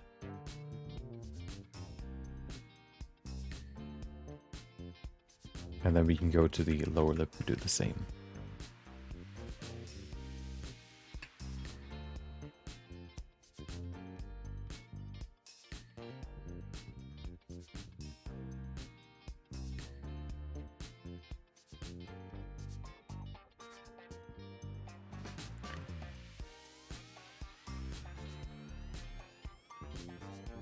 Okay.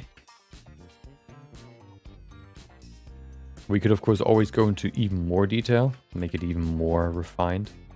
The question is if that's necessary. I don't think so, because we still have the the bump map that adds, or the texture map that will add more resolution, I guess you could say. Not more resolution, but more fine detail. So the question is whether we actually see those in this when we sculpt them. If it's worth adding. If we want to, we can still do it, of course. Shouldn't take super long.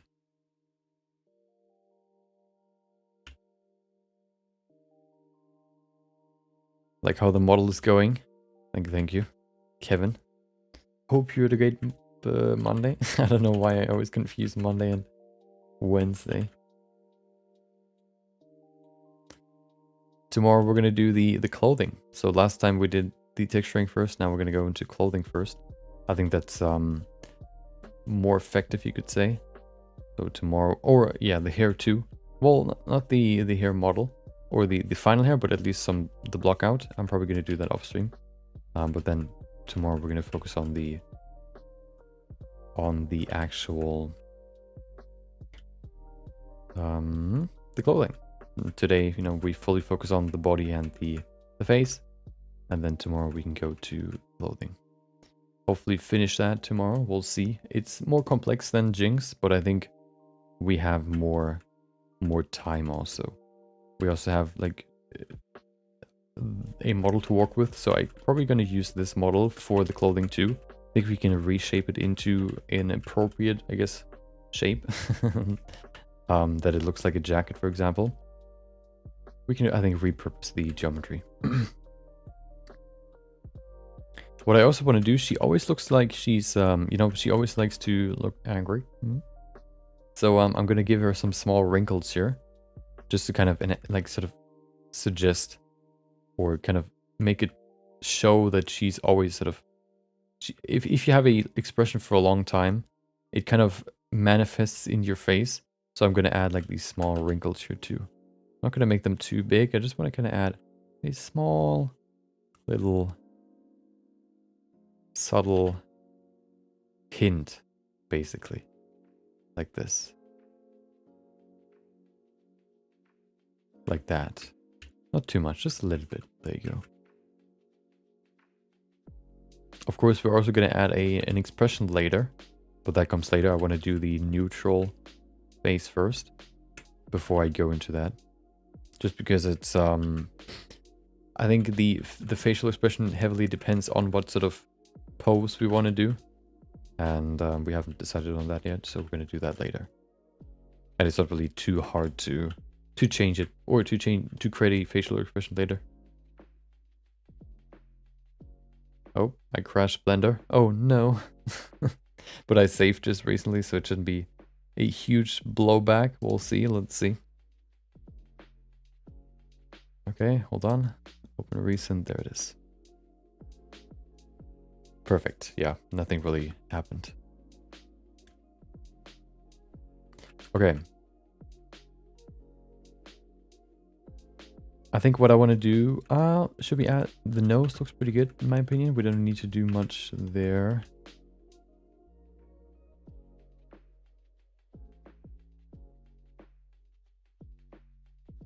Okay. Yeah, I think the nose is pretty good. The nose has a pretty good shape. And then we have the eyes look good too.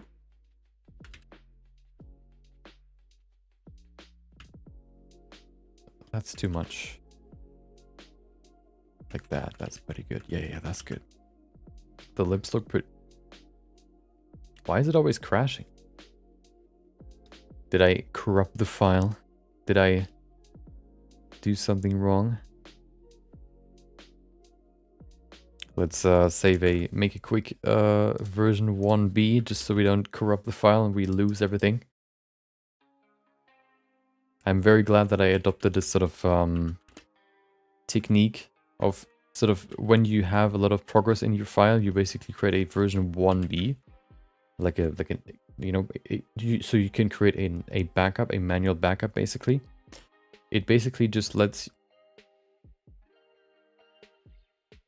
Okay, it always when I save just crashes. Why? It didn't crash when I saved via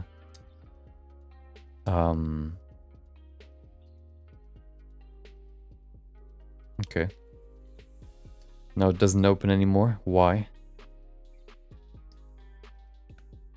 Let's just open it manually. Version 1B. Ah. That's weird. Okay, let's see if it works. Hold on. Control S. It did it. That's weird. Okay. I wonder why. Yeah, but at least we have a backup if something goes wrong. So, what did I say? I can't remember. It's too late.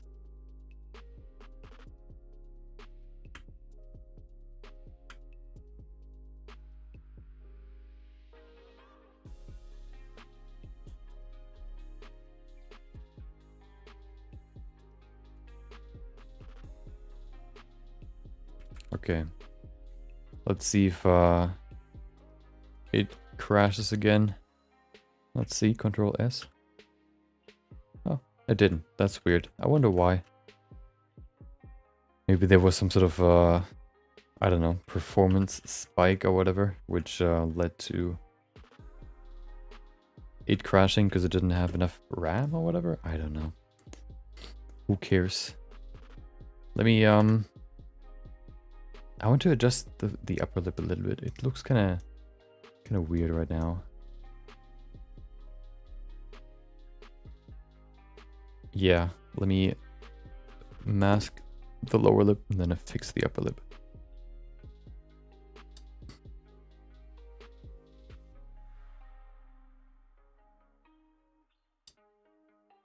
Okay.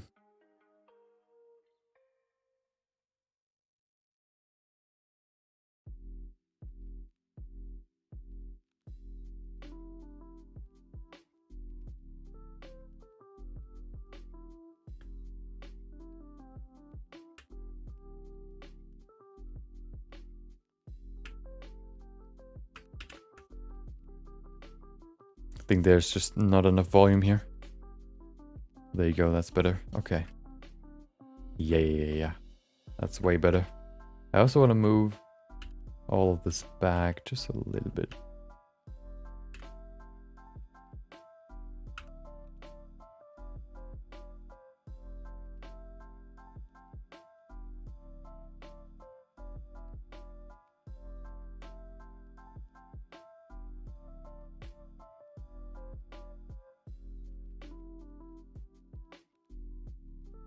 Okay.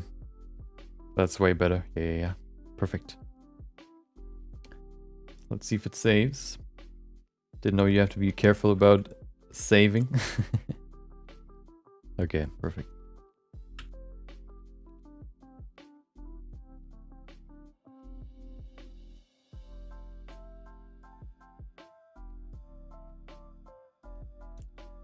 few more adjustments here and there, just add some more character. And then we're done.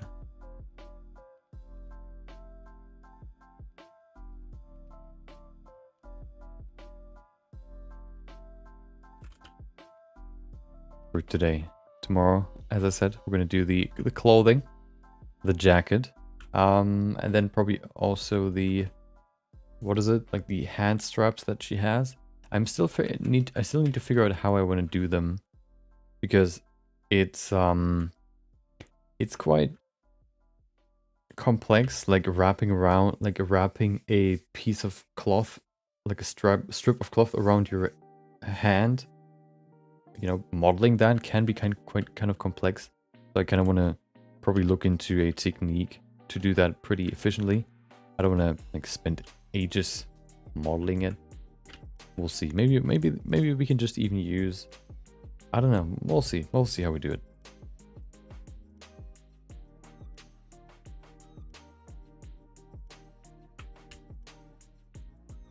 So I think we're in the right resolution now that we can add stuff like asymmetries. So let's do that now. Let's go into the mirror and remove the mirror so we can add the small cut here, for example. I just want to go in here and then dig in.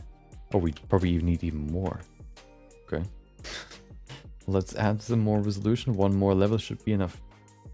That might be even better because then we separated the detail from all the rest. So let's subdivide once more. And then we can add the bump. And it crashed. So probably that's too much resolution. A lot of crashing here. At least that happened later. Not right at the beginning. Okay, let's see if it works again. Let's see if it crashes again. Probably, but I just want to make sure. I just want to make sure. Maybe it works better if we're in layout mode.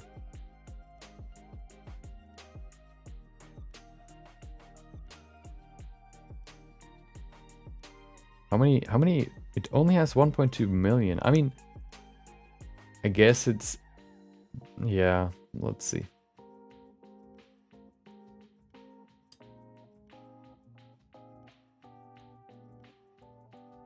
It's holding it for longer. Oh, it did it. Nice. And it's gone. Okay, well, maybe we shouldn't work with 3. 2 is the maximum. Okay. Understood. I will not violate your your rule anymore. Okay. I think we can also work in this resolution though. We don't necessarily need to go into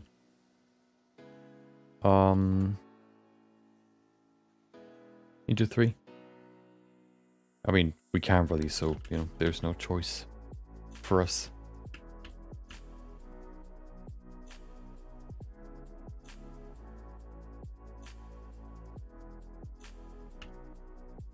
Still looks pretty angry. I kind of want to make it a little bit smoother here. Yeah, that's better. Okay. Maybe it works when I restart the computer. Or off stream, you know. Okay.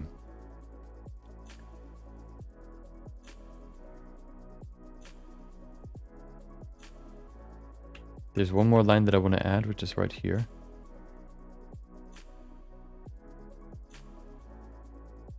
Just like that. Kind of accentuate the cheekbone just a little bit. Not really that visible, but it's still there. It adds a little bit of structure.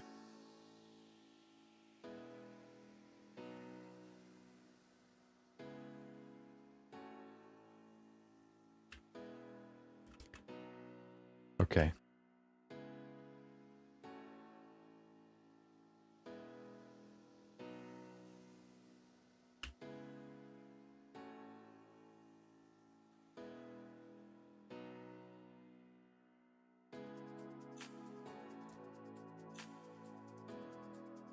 Okay, let's add, yeah, let's just add some, remove, oh, wait. Okay. We have no symmetry right now, so let's go into it and add the small cut right here. I'm just going to go into 6 or whatever and dig really deep. One more thing that I want to probably do is I want to go into smooth shading so I can see what it looks like in that mode. Because that's what we're going to use in the end.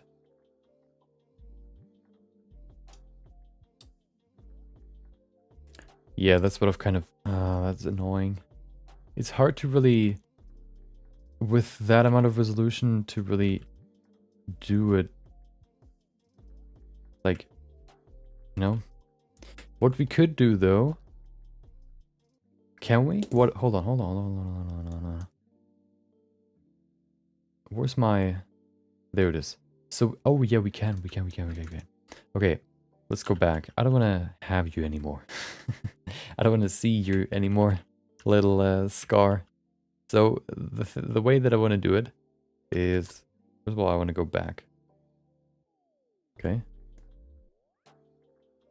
Thanks from France for your streams and your videos. You helped me a lot. Keep going. Thank you, Slay. Hope you have a good time in France. Hope you enjoyed your weekend. Thank you. I appreciate it.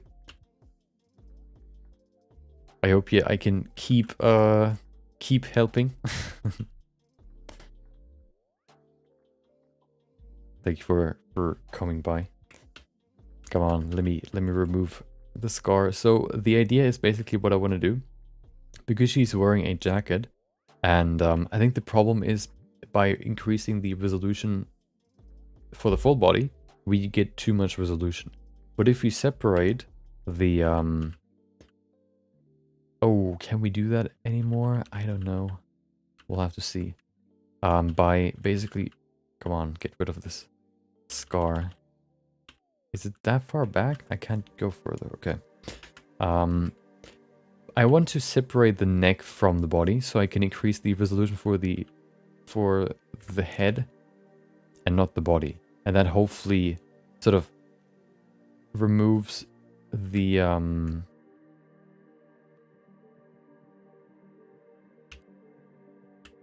removes a lot of, enough resolution or vertices that it doesn't crash. Let's see. Or if it even works. It probably won't, actually. So because it saves... Let's see. So we have that level of resolution right now. And if we now duplicate this, let's see. If we duplicate this just as an experiment. There you go.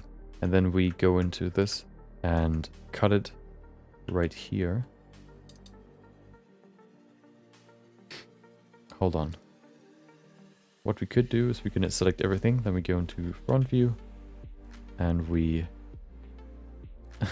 Welcome back, Zachary. You missed me. I wasn't even... I guess I was gone throughout the weekend, I guess. Welcome back. Hope you enjoyed your weekend.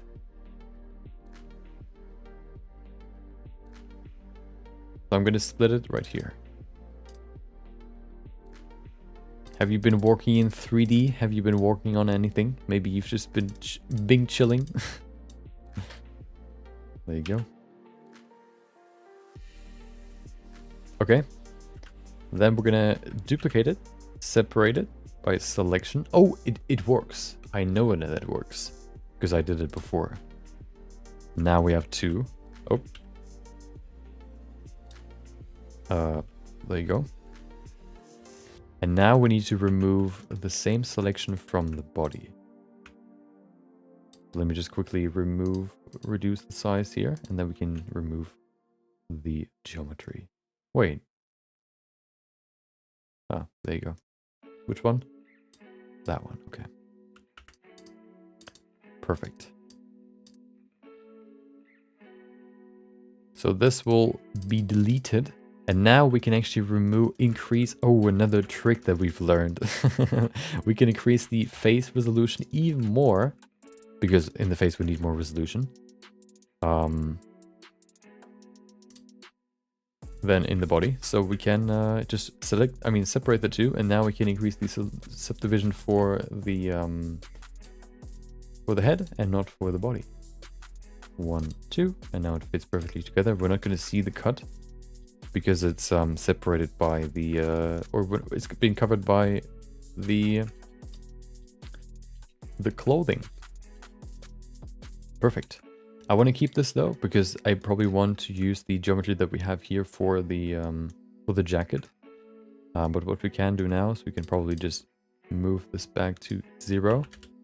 Oh, back to 0, and then we can hide the full body. Let's call this full body, and the other one we'll call body and head. There you go. I'm gonna hide full body. There you go, perfect. And now hopefully we can go here, multi-resolution. We can see it has 500,000 vertices and not 1.2 million.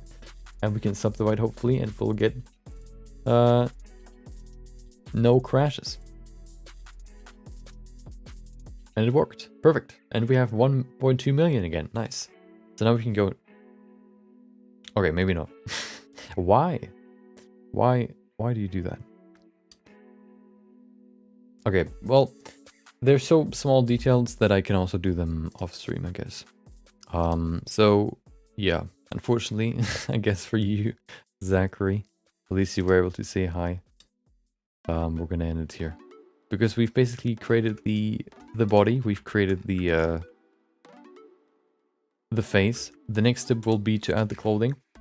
And I'm gonna probably add the hair block out off stream. Maybe even the skin, because the skin is basically just like appending the skin texture. And then, yeah, I'm gonna add these small details like the cuts there probably. If it works, of course. It should work. I don't know why it crashes. Maybe 3.0 works. And then, yeah, we're gonna go into the next step, which would be clothing, and then I guess rigging. Yeah. Let me do one more thing. I want to kind of block out the face so you can see if there's small differences that I want to change later. So let me just quickly make a quick screenshot here. Hold on, am I in? Oh, there you go. Let me just quickly screenshot this. Zip. Perfect. And then I'm gonna grab this and put it into Photoshop. Desktop. Hold on. Put that in there, and I want to put this into the render folder too, because I want to kind of keep every image that I can. Render. Okay, call this nothing. So let's get here. Perfect. You dropped it into Discord. Okay, give me a sec. We're gonna look at it. That's gonna be the final thing we're gonna do on stream. Okay, first of all, we need a new layer, and then I'm just gonna do some color, color adjustments here. I mean, we're gonna add some details. Let's add the let's add the lips.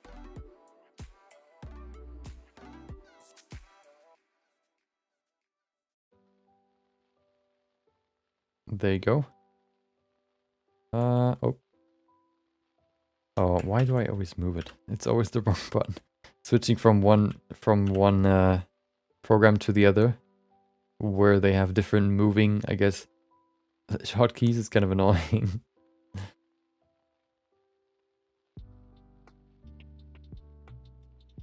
Dude.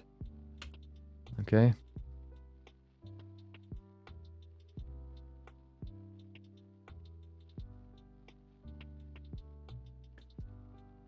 Okay. We have the lower lip, which is kind of... Did I move the... No, I didn't. I'm just bad at selecting, I guess.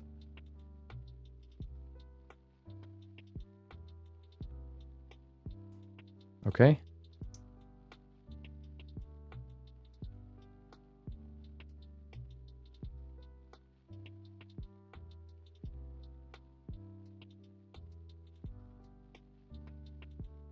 The CPU could be, actually.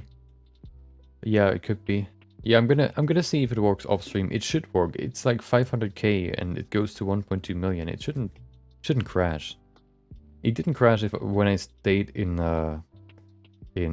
CPU. I mean in CPU in object view. So maybe, yeah, maybe it's probably gonna be it's gonna be doable. I believe in it. I'm just gonna do it off stream. You know, these small things don't really add too much content, I guess you could say. Okay.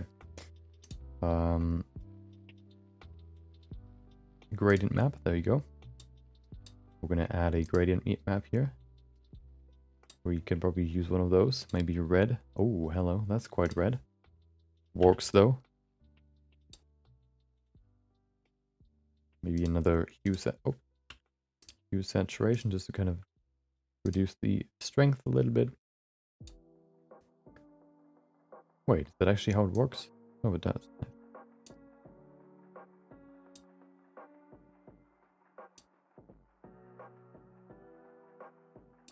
Okay, another one. Gradient map. Can I... Oh, hold on. I can probably just use the this tool, and then I select subject, and then it should select the character. There it is. Perfect. And now we can use another gradient map. And we can create the skin. Let's oh wow. Yeah, that works, I guess. It's all bad. Let's use that one.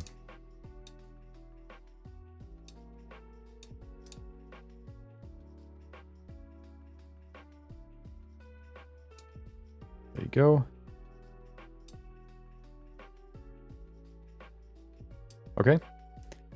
Let's make a quick mask here. Make the eyes a little bit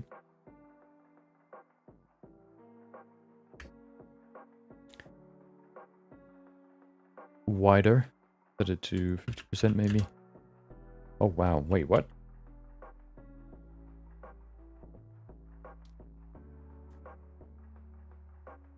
Okay. Let's actually add eyes, because right now we don't have any.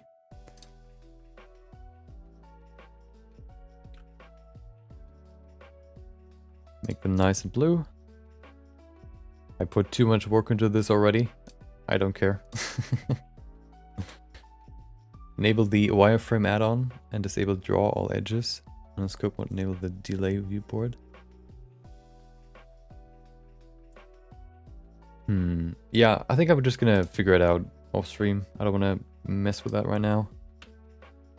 But thank you for the tips.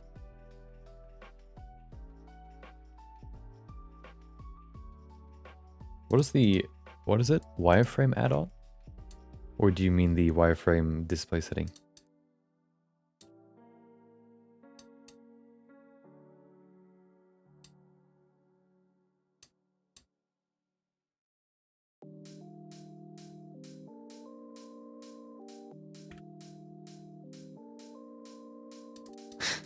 This will look so crazy. Oh, it just froze for some reason. Okay.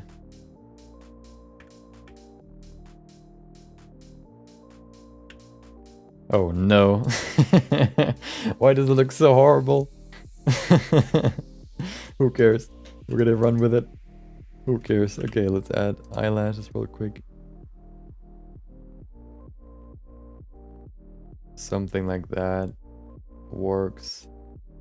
Bottom, yeah, maybe a little bit.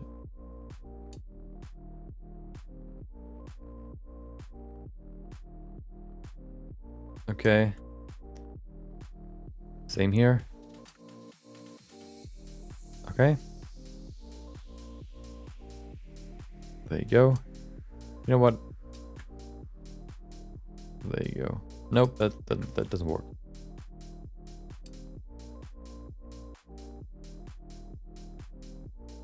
Okay, the music is already trying to speed things up.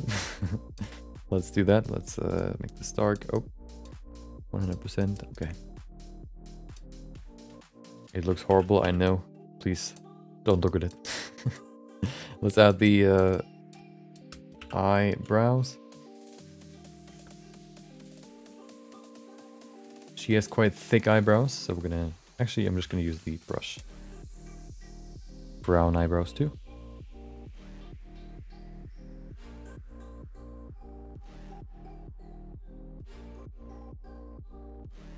You can actually not see my window, but that's okay. Okay. Something like that.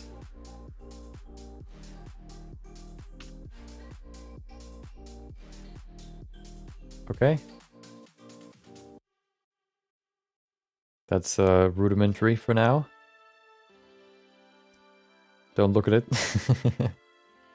You know what's always annoying? What's always been annoying at in art, not art school, but I had like a, I guess in school, in high school, we had like a specific we had to choose which I guess which classes we want to have more weight on, I guess, and then I chose art and math for some reason because I had to, I guess, and it was always the same. In like previous classes, it was like, okay, create this project. Then once we had to, you know, I guess finish the project, everybody would, you know, bring their project and everybody would look like, oh, what did you do? What did you do? And everybody, you know, would be like, oh, don't look at it. It looks horrible, you know. And I always thought that would change once we go into higher, I guess, once we go into a more, whatever, more whatever you want to call it, like a higher class of art, whatever, and people would be more confident. But I guess that never changes. Everybody's always like, oh, you know, don't look at it. It's like so annoying because you know, at some point you kind of want to share your work with others, but I guess, you know, some people don't, or don't feel comfortable with that. But you know, if you want to look at other people's works, like, why? Why? I just want to see your work. Please let me appreciate your craftsmanship.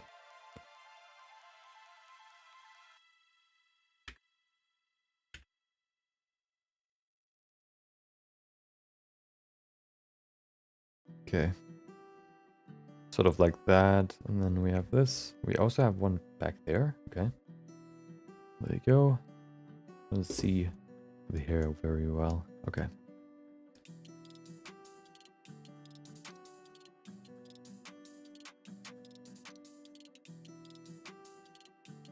It looks horrible, I know. Please don't flame me.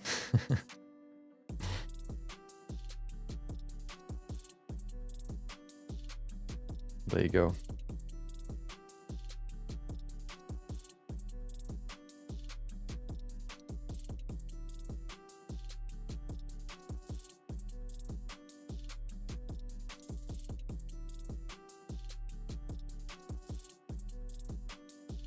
You know what I like about digital painting compared to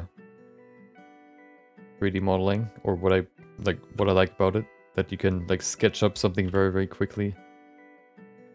Okay. I don't know if the eyes just look weird. I think they do. They look so piercing. Yeah, maybe I'll adjust them a little bit, but I think, yeah, we'll see.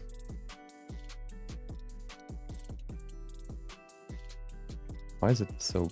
There you go.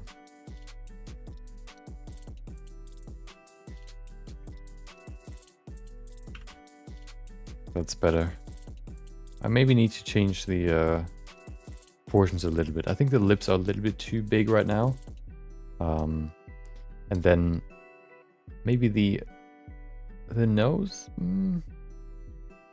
Yeah, I'm gonna fine tune it a little bit off stream, but I think we're getting there. Tomorrow we're gonna go to the clothing. We're gonna add the clothing. Let's get back to the actual Blender window. Yeah, we're gonna go ahead and add the clothing.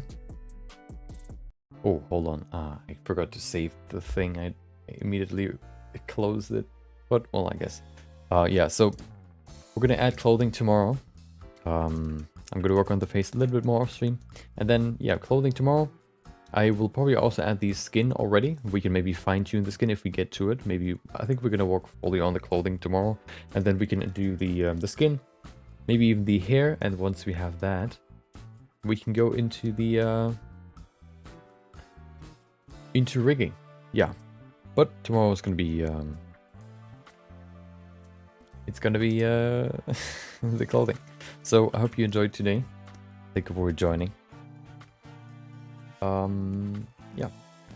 Hope you enjoyed today. Thank you for joining. Thank you for watching. Thank you for listening. For just being here. I hope you enjoy the rest of your day. Maybe I'll see you next time. Until then, take care and have a great rest of your day. See ya.